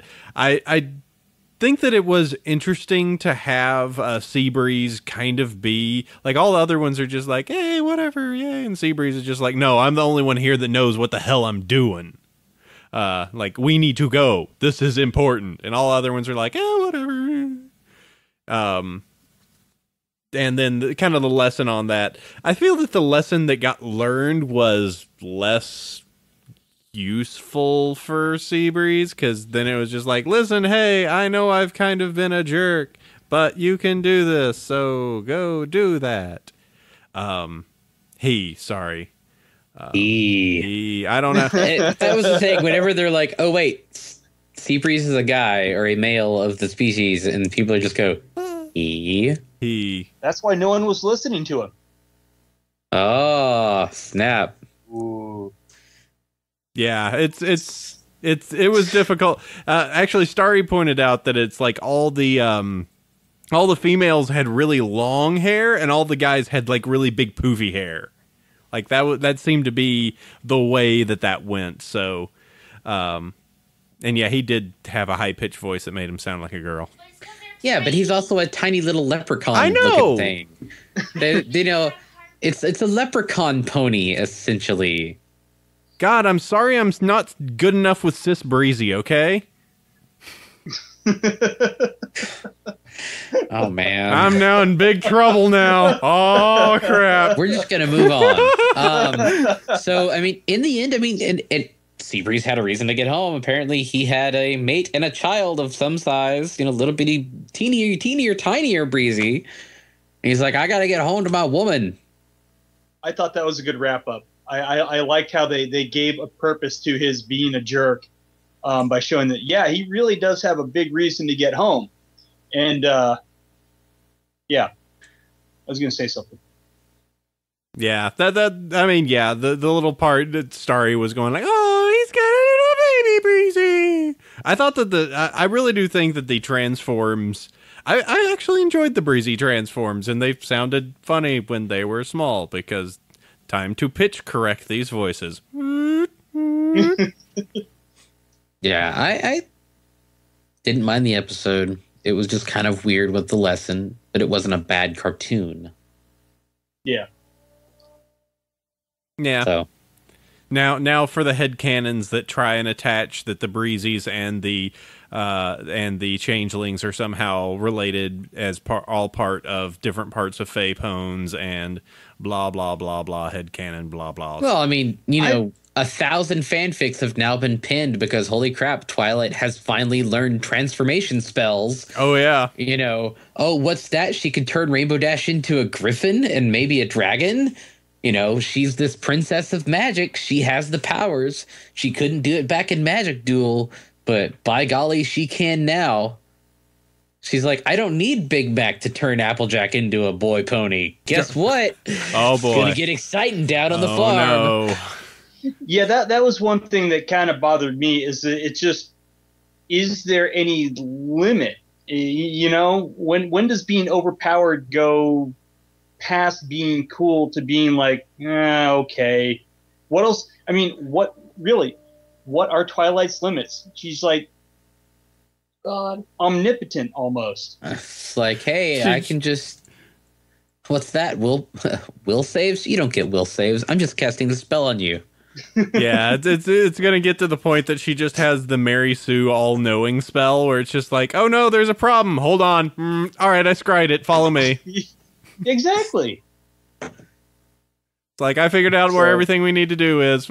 Sorry, I looked forward in time a few seconds. By the way, sorry, I cast locate object nuke. That town is now gone. She literally just looks in the future, just goes, by the way, Applejack, don't eat that. It's gonna make you sick. Applejack's just like, dang nabbit, I can't have any fun anymore. It's like, you know, Rainbow Dash, if you keep up this cider habit of yours, you're gonna get cirrhosis in like 3 years. 3 years. So you mean I can drink in 3 years? Yeah. Okay. In 3 years, 5 weeks, 2 days. It's just like, and then she goes, okay, I fixed it in the future, but you got to stop now. Oh yes, we've missed something very important in this episode too. Doctor Who's in 3D glasses with Rose. Mm-hmm. Rose Luck. That one scene where it's just like, it's so throwaway, but it's just like, I saw someone complaining about that. I thought it was just funny. It was random. They were just like, why are we... Some people are going to complain because people complain about everything, but I thought it was funny. Oh, yeah. Yeah, that's the kind of thing that I love, where the kids aren't really going to get it. They're just going to go, oh, well, look, a pony with 3D glasses.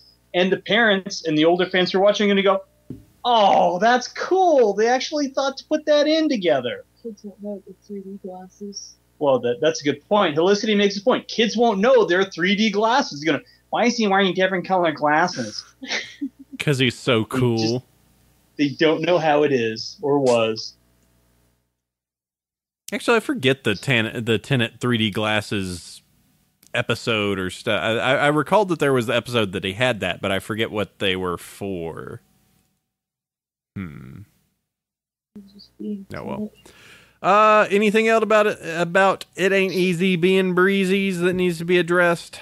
Ain't bad. Oh wait, we totally forgot one other callback. The opening. Yes, the complete reversal of the opening of Sonic Rainboom. Yeah, the reverse yay, where quieter. Oh yeah.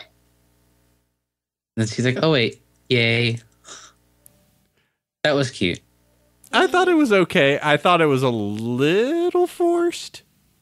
Just a little bit. Like, I didn't even have to really have the yay, because it just took a little bit. It actually was the scene that sold it to me, where it's like all the rest of them, I just went, wait a second, this is the same backdrop. It's the exact same backdrop they used before. Like, huh. Okay. I don't know. But I'm sure that there's, for me, who would have just been fine, not having to do the yay, it's like, all right, they did the callback. That's fine. So. Hey, it worked. You got what you wanted. All right. Anything else about Breezies? Expect Breezy toys. They're coming. Breezies are coming. More toy lines. All right. Glowing rarity. That was... I don't think she was actually even wearing anything underneath. She was just that bright when she took off. She's just like, I'm fabulous. Up. Well, we've established that ponies can actually be polished in past episodes. That's right. She got the mega buff and wax, and now she's just... So she had someone else with a spotlight on her for that. Just up in a tree somewhere. Yeah, just Spike, just aiming the light. Okay, I think that takes care of everything there. So Twilight Time and It Ain't Easy Being Breezy. People have made some different versions for some reason. Twilight Time is called Make It Stop, and It Ain't Easy Being Breezy's is called Breaking Wind. I don't know. This is what our fans wrote on our show doc that you can see over at BronyShow.com or BronyvillePodcast.com. All right, let's move on to emails. Let's do this. All right. Yeah, we actually got a bunch of emails this week. We do. do. Crazy. You can email across to us at Bronyville@gmail.com. I just hit my microphone. You can go ahead and send that across to us, both for Bronyville as well as FU. You can send it there for both until we actually establish what FU actually means and all that stuff. And We do actually have an email address for it. Do we? We need to start using that, I guess. Yep. All right, well, let's do this. I'll go first. We will do Sandy second, and then Feather will rock it in at thirds. So let's do this. Hey, it took me a while, but I'm getting into your FU podcast, too. I've been a long-time listener and fan and working on a new indie video game. Looks like the name is Maya Breaker. Perhaps you could check it out and tell your friends about my Kickstarter. Anyways, keep up the good work. Mike Hayes. It's Kickstarter. Let's look at the Kickstarter. Clickety-click. Maya Breaker. It's grappling mechanic, 16-bit era adventure platformer. They've got 15 days to go, $464 out of 10,630. He's getting up there. You're saying he's... Wait. No, I'm saying he has $464 out of 10,000. I misunderstood. I thought you meant he had 464 to go. It didn't come up yet. So. Yeah, let's see. Kind of cool. It's a 16-bit grappling platformer thing. Maybe.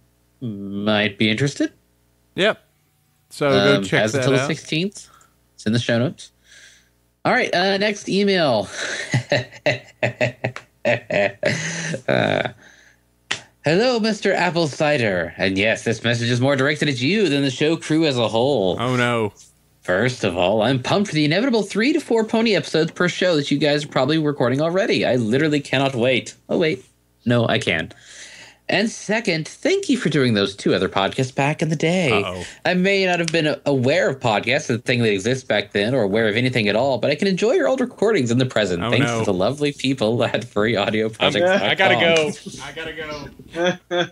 Gotta burn down. I gotta go take out a server. Bye.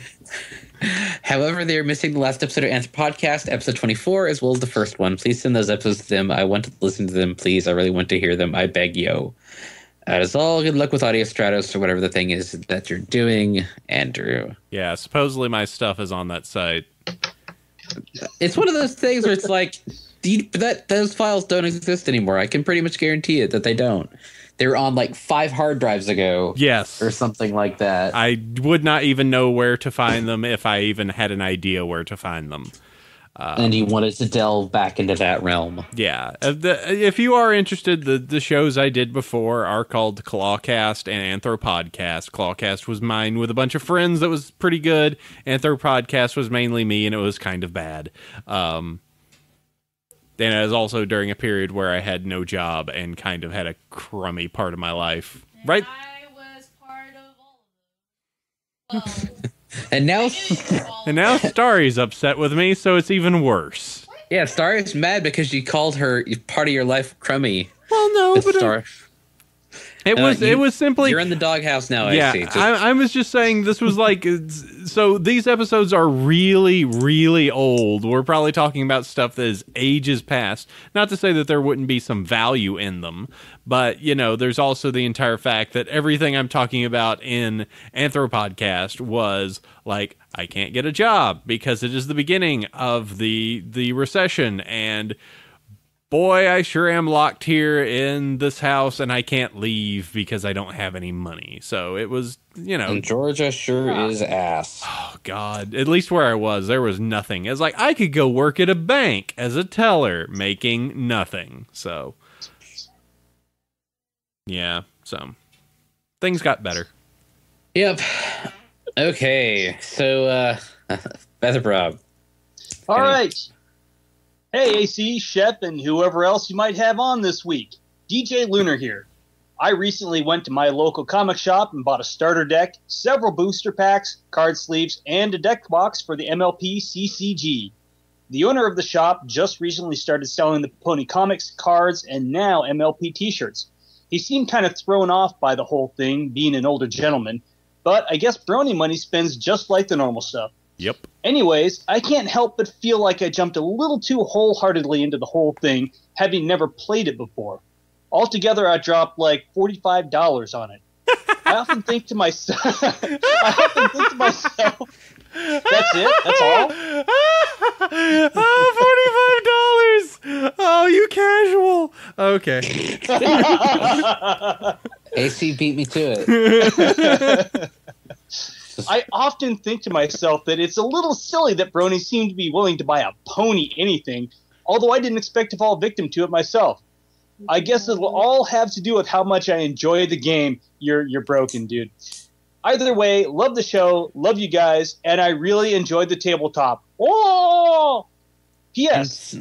I have no clue who that is. Waluigi. Wah. Wah, wah. Anyway, I make pony music and recently finished up my remix of Bats. Here's a linky link. And he links to it. Adios, Ponymigos. I missed that. Don't worry, $45, you're A-okay. Yeah, $45. Well, I mean, it's not like you bought a case of cards or something.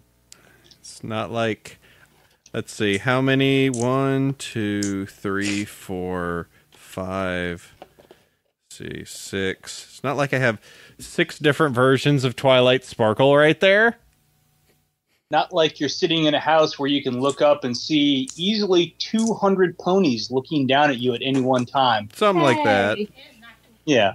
It's a few. It's not like I don't have. Let me see inside of here. Did you just get yourself smacked? Oh, which ones are those? Twilight Sparkle All Team Organizer or what? Yeah, that's the team organizer. So that's the common. That's actually that's not the common one. Actually, I want to go into the rarity set so I can get the goodies. Because I have 3 Octavias now. Oh my god, 3 Octavias? 3. I've got 1. I have 3 Octavias, Dude. son. Yeah, like my rarity deck is kind of sick. Let me see. Let me find those. Oh man, I got a proofs. it's a freaking arms race now. I know. I got a Mac recently, so I got that. Do you have any yups? I don't know if I've got a yup. I've got an Owie Zodal. I got an Owie Zodal now, which is pretty good. Let me find Octavia. Now this is just a. Hold on. Oh, I think it's because she's in front of. This is really fun for everyone to watch. Yeah, there we go. There's your 3 Octavias. Jeez. Sick. I know. Yeah, $45. Still, $45 isn't too bad to get into a game. That's, something you can play and hopefully find some other people to play it and, enjoy it. That's not bad. I mean, I've probably put about $100 into it myself. Yeah. One thing I wish I could do is I'm trying to convince Starry that I should make like little specific decks that I could be like, here, you could buy these, but she won't sell them at the table, even though I asked really nicely. I know it's not my table, but I think it would make money. I guess. I can't get a table. They won't give me a table now because they're all bought. Hard to get. So. And I can't sell and for the convention table that I'm working on. I can't sell things from because I don't have a tax ID for California, and I ain't gonna mess with that. It's not that hard to get. I ain't messing with it. I will point people to my website, and they can buy things online. Yeah, I think what he's gonna do is mainly have here's a table, here's some flyers. I'm not here. Pretty much. Here's next email, AC. Here's the foil pinky responsibility pack card. All right, next email. Go to sleep. When you play this card to a problem, dismiss an opponent's friend at that problem. What's that? Celestia was visiting? Too bad. Something like that. Let's see. Oh, there was actually some re's on that last email, I guess. A lot of re's. Wait. I guess this is the beginning. It starts with a re. That's interesting. Yes, regarding the mobile game. Okay. Regarding the mobile game, I'm surprised you're having trouble keeping the ground clear of Parasprites. The basic ponies in shops should be churning out enough shards to keep ahead. Although having a good friends list, when it's working anyway, does help in as far as the hearts to shards exchange rate via the balloon game goes. That said, farming Parasprites is one of the easiest ways in the game to collect gems. Leave a large clear space and grind the sentient vermin down into valuable byproduct as they appear. There's a certain dark comedy in the fact it's made more sense to rip up the apple orchards and replace them with Parasprite battery farming, but at least it's not as horrible as the Canterlot changeling cult when the changelings are ID'd, herded into open areas, and then beaten to death with friendship shards. Your latest tabletop podcast, highly entertaining by the way, so 2 horrible flash beasts hoof appendages up to you and your GM. You might find the stars will aid their escape interesting, and here's a fem fiction to the stars will aid their escape. Yeah, I think what it is that I log in to anytime I would log into the game, I would not be able to take down all the remaining Parasprites, and I wouldn't have the time to actually just sit there and let it grind through some of the games, or just I just don't have the interest in sitting there and grinding all that stuff anymore, especially when it's just like, oh look, there's some more trees. Oh look, there's some more rocks. Oh look. Just like it's such an arms race to try and keep the place looking good, that it just completely wore down my interest in keeping that up. And especially since I can't hack the game anymore, it's less interesting stuff. Yeah. I didn't know about that. I hadn't actually even played the changeling stuff. That sounds creepy. Let's see. And yeah, you actually, I think you guys should be getting the next tabletop today. Should actually be posted up. So we are all caught up except for the FU episodes, which will be coming out next week. So you guys have been swamped with tons of stuff to enjoy. So enjoy that. Sandy, your go. All right.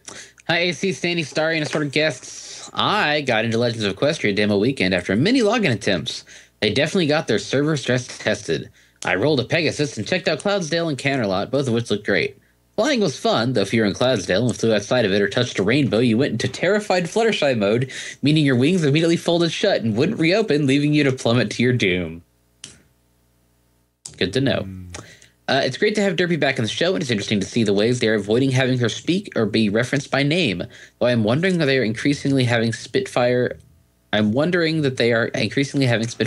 into douchebaggery. Well, yes, that's because Spitfire is Rainbow Dash without the friends. As regards to the Rainbow Rocks doggles, I see Applejack's apples having bat wings as a further sign of AJ being Batmare. I predict Human Trixie isn't a magician as magic doesn't exist there, but is a venture capitalist, hence the $sign guitar, and will steal the waifu stealer from Twilight, prompting a battle of the bands for the heart of Brad. There, plot spoiled, you're welcome. On the subject of the Thai beanie ponies, I found them at Entertainer, a toy shop chain in England, so they are out and about in the wild, at least in the UK, plus there's always eBay. I've ordered my Funko Vinyl Octavia, still waiting for them to release Applejack. There's been 14 background pony vinyls released, including their variants, but still no AJ. She's main cast and is always overlooked when it comes to merch. You mentioned if you got a Crystal Trixie, you'd be giving it to Seth, and I imagine everyone doing that and Seth happily building an entire squadron of Crystal Trixies led by an opaque one. Keep on casting, Iron Brony, a.k.a. Paul. And yeah, actually, I have come across the Beanie Ponies in the wild. I haven't found a rarity one yet, but they're about $7 a piece. Ain't too bad. That seems good. They're really not beanies. They have beanies in their hooves to basically make them stand up. Their bodies are just plush. It's kind of strange. Yeah, I'd be... might get those. I think we're done up on plush at this point. I think Starry is called a call off on the plush and just brushables at this point. That and her grabbing, what was it? You just purchased a Fluttershy and a Breezy? G3 Fluttershy. And a G3 Minty, because she really likes Minty. I don't know. Minty, Minty, Minty. Minty's on the one. Minty, the missing seventh element of harmony, the element of mintiness. The element of fresh breath. They made Yes. a little small one, but now they need to make it brushable for this generation. Still waiting. Star- Yeah. Hasbro, just so you know, we know you're listening to the show. Pony collectors who collect all generations. Oh, they don't care about pony collectors anymore. They're all about the hot cash we're giving them. I just there's just a conclave of old My Little Pony collectors sitting there in the arena just going Not to mention the colors Is the that color mint. the color? Oh, the color mint. Okay, that's cool. All right, Feather, go ahead and let's hit the last one. All right. To whom it may concern, I have for you a fantastic fan animation by Shades of Everfree. His channel, there, in the dock, the new video. It is a cute animation of Beignet from DerpyCon South. This is our promotional video that I think he did a fantastic job on. Beignet is just super cute. With all the hugs, Rayborn, and Beignet certainly is cute.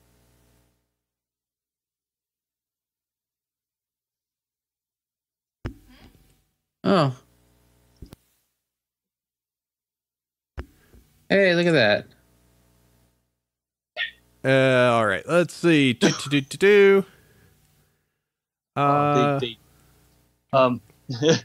Missing Pony's messages went gone too.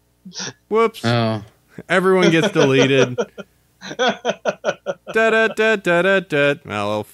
that'll get figured out. Poor Missing. He's not banned. I don't see him being banned. I don't know. I'll fix it. Hang We'll on. fix it in a little bit. The chat was moving when I was Oh, okay. That was Starry's doing. trying to right above him. So. You Not ruined quite quick enough on the trigger. everything. Yep. Let's see. Let's see. Fantastic animation. New video. Cute animation. Okay, so go check that out. That is listed there in the show notes. So you can go find that. And that's over at BronyShow.com, BronyvillePodcast.com. And yeah, go check that out. That is cool. All right, go ahead and take care. I think we've taken care of this. 5-star iTunes Bronies, 830 ratings, and very thanks to Hoofish to leave us a rating. So thank you very much. And if you are giving us stuff on iTunes, we are at 34th right now of the What's Hot on iTunes. So thank you very much, and that is awesome. So good deal. Thanks, everyone. We sure are popular. Yay. Horse popular. It's all Horse you should popular. live for. Okay, and now it's time for one cool thing. It's time for one or maybe more things that we think is pretty awesome that you should go check out. I actually listed the Civ 5 pony stuff a little earlier just because, well, I had done that. I'm going to bring something to your attention that I don't think a lot of people know about, mainly because you have to be kind of 4chan invested to know about it. Which is, tell you what, I'm going to go full on loose cannon, by the way. That's Sandy's job. And if you could put a link for that last one I just put up. The 4chan Cup is something that's going on that I think most, if not the whole of 4chan actually participates in. And it's this entire simulated soccer/football match where each of the boards actually has a team, and each board actually has a set director of people who manage that team and tweak them and give them particular abilities and determine what their attacks are. Like they actually treat it like a football manager. And yeah, it's pretty fascinating to see them go really in depth on this, but the MLP board actually is one of the best teams out there. I think they won last year. They've won 2 times in a row. Yeah, so they've won 2 of the cups in a row, and I guess they're going on for thirds. Really good scarves too. Mm-hmm. Yeah, they've actually got some printed scarves of the MLP logo, and it's got the 2 sisters. It actually looks really, really cool. And a derpy Safest Hooves, because she is apparently the goalie and is very, very good. Though some of the other names of the team members are a little bit. What's the name of the lead scorer? I don't want to say it. But yeah, It's really, I mean, it's 4chan, it's silly, but I think it's really neat that they have this little thing going on again. So that I've got a link here to the 4chan Cup. You can find out some more about it, and they're actually having their first round of 16 coming up. So it's pretty cool. The last thing is, this is kind of a weird love for Sandy and I, because this is what we could never be. So if you don't know what horse news is, it is what we could never be. It is the worst news possible, but they have the capabilities because they are 4chan in the most loosest of canons of saying stuff that is sometimes both true and sometimes a little mean. And they also do the regular post discussions and things like that. They're just a lot more 4chan focused. So they'll have fake news stuff that's just supposed to be lulz. They'll have real news. Their Twitter account's usually pretty funny. Mm-hmm. It's really good. Just go into it knowing that it is definitely loose cannon style humor and stuff that is, really can be inappropriate at times, but if you can just laugh with it for being what it is, if that's not your thing, don't go for it. But, I think that Sandy and I have definitely been interacting with them a lot more of late and really, really like what's coming out of their camp. So might as well. For the most part. Yeah. It's a non-serious take on a lot of stuff. They follow the idea. The reason that they are called horse news is a little play on what we always criticize, which is the self-importance of people who think that having news about My Little Pony is that damn important. Yep. Yeah. We do this because it's fun, you guys like it, but the number one thing that we're not very big on is being so damn self-serious about, what we're doing here, so. And neither are they, and they had a really good interview series about stuff recently. I'll just say that. Oh, no. You guys can figure out what the heck I'm talking about. Anyway, Sandy. All right. My one cool thing is Moonrise, a symphonic opera. It is a collaborative project between L Train and Friends.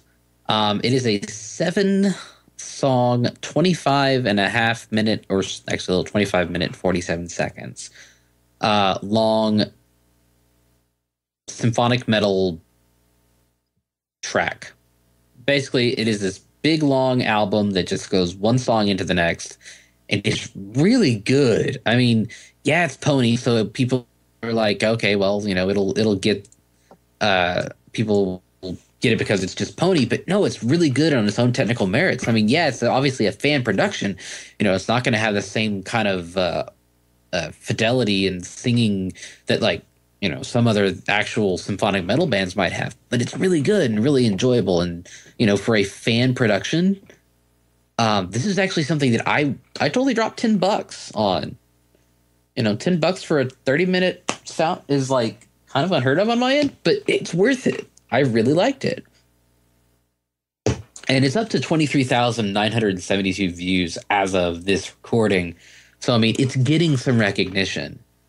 But I've followed L Train on YouTube for a while, and he's done some other really good stuff. Let me look at his videos, because I know he did some other stuff. Let's go to that. I'm trying to find. He did a 10-minute symphonic metal tribute thing. He's done some other stuff. Of course, he did a Rainbow Factory remix because everybody was required by law to do one when that game came out.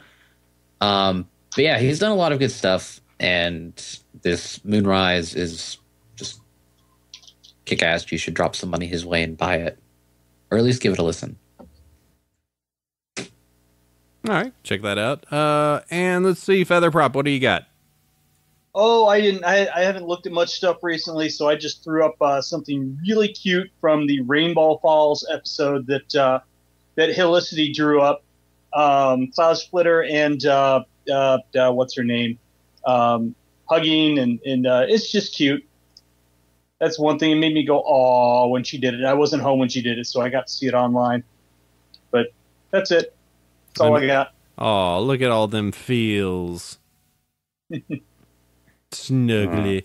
All right, we got some fan cool things that got put in, which, as said, you can actually, if you're here on our Justin TV, we open up this doc and you guys can go hog wild on it and add in whatever you like.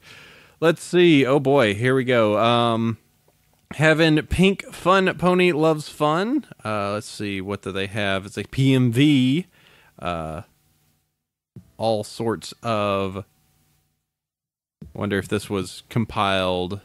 Actually, I haven't seen this yet, but it has a lot of Japanese characters on it. So I wonder if it's the collection of stuff that's gone across over to the from the Japanese dub. So I'll have to see. It's a 9-minute video too. Oh wow! So yep, you can check that out. That's PMV Fun. That's listed here in the doc as well. And also, I've been hearing a lot of this recently. The Adventures of Pear Jack. Yes. What is this about, Sandy? It is basically a bunch of mini Applejacks have appeared, and one of them likes pears. And now she has a shape of a pear on her flank. Yes. It's like Pinky bucks an apple tree, and a bunch of little Applejacks fall out, and one lands on her head and says, pears. Or, Applejack is bucking a pine tree, and then pineapple falls out. Then a pear lands on Twilight's horn. It's just basically someone taking like little chibi ponies, scooting around and messing around with Applejack's life. They're not Breezy's size, but they're definitely smaller. So, yeah, you can check that out. It's just random and cute. And someone was also linking something titled Twilight Sparkle's Secret Shipfic Folder. It's like a new card game people are developing. TSSF-tcg.tumblr.com. It's a horrible tongue-in-cheek card game about shipping ponies with rated PG-13 for suggested themes. You can actually download the PDFs of the cards and have a playtesting guide.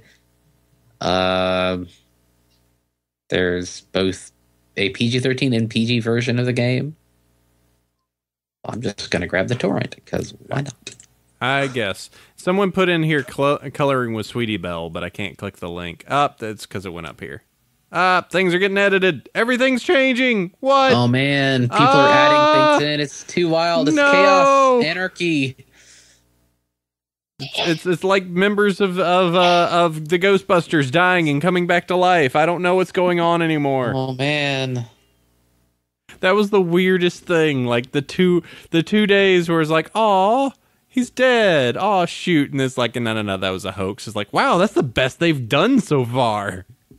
Wait, what? Okay, so the guy that played Eon in Ghostbusters, Harold Ramis. Harold Ramis. There was the big thing of like, oh, Harold Ramis is dead. He's not dead.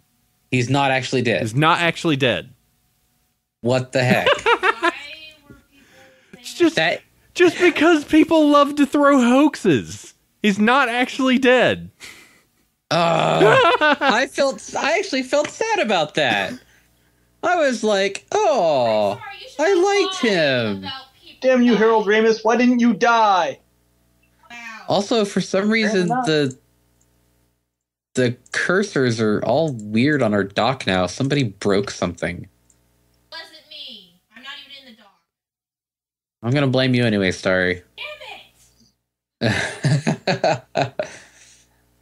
See, and this is the thing. Or actually, is he... Like, everyone is so confused now if he is or if he isn't. Like, I can't find the correct information. Is him not being dead the hoax now? Like, now I'm just super confused. It's like he may or may not be dead. He is in a quantum superposition state until somebody sees him. He's Schrodinger's Ramus at this point. Yes, and that particular box is shaped like a Twinkie, and it's really big. Because right now...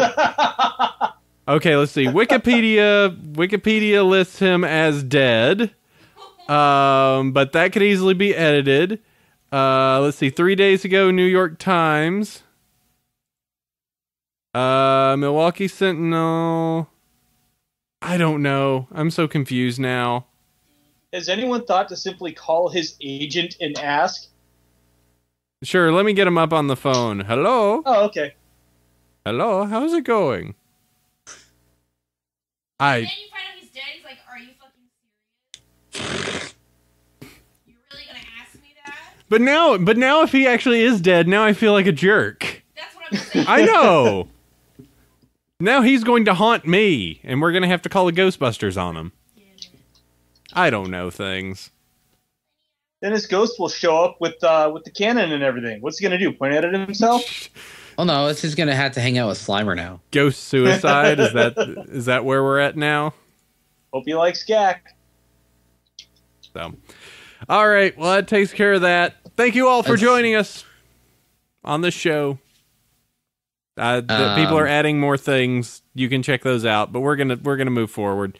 Thank you all. That's been a show. That's been 141. We creep ever closer to 150 and whatever we do there, if anything.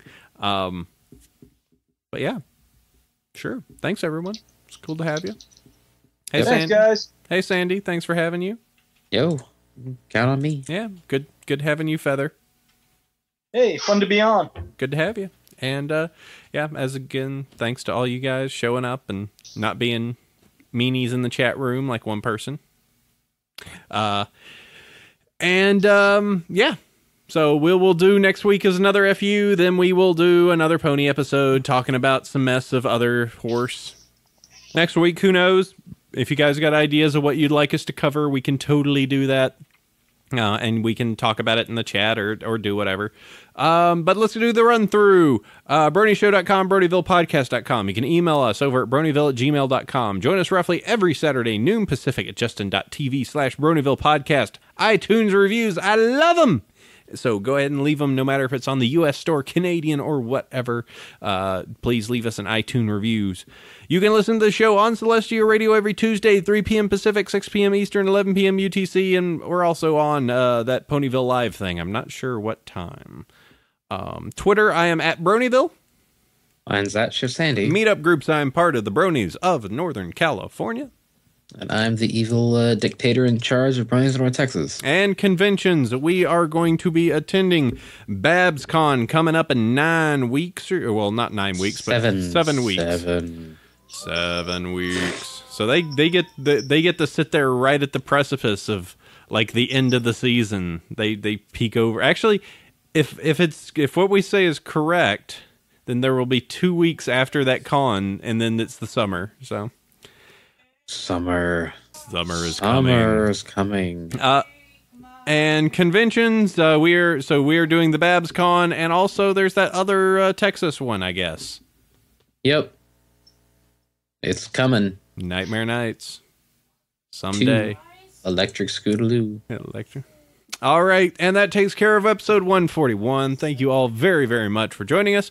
We'll be back next week with a FU, and then we will do more pony again. And by the way, those that are in the chat, stick around. We might actually be doing some card gaming in a little, just so you know. All right, we'll catch you dudes later. Bye-bye. See ya. Bye. Buddy. Hit the button.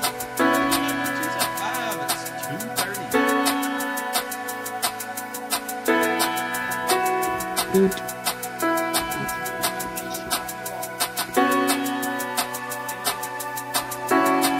dock has been locked.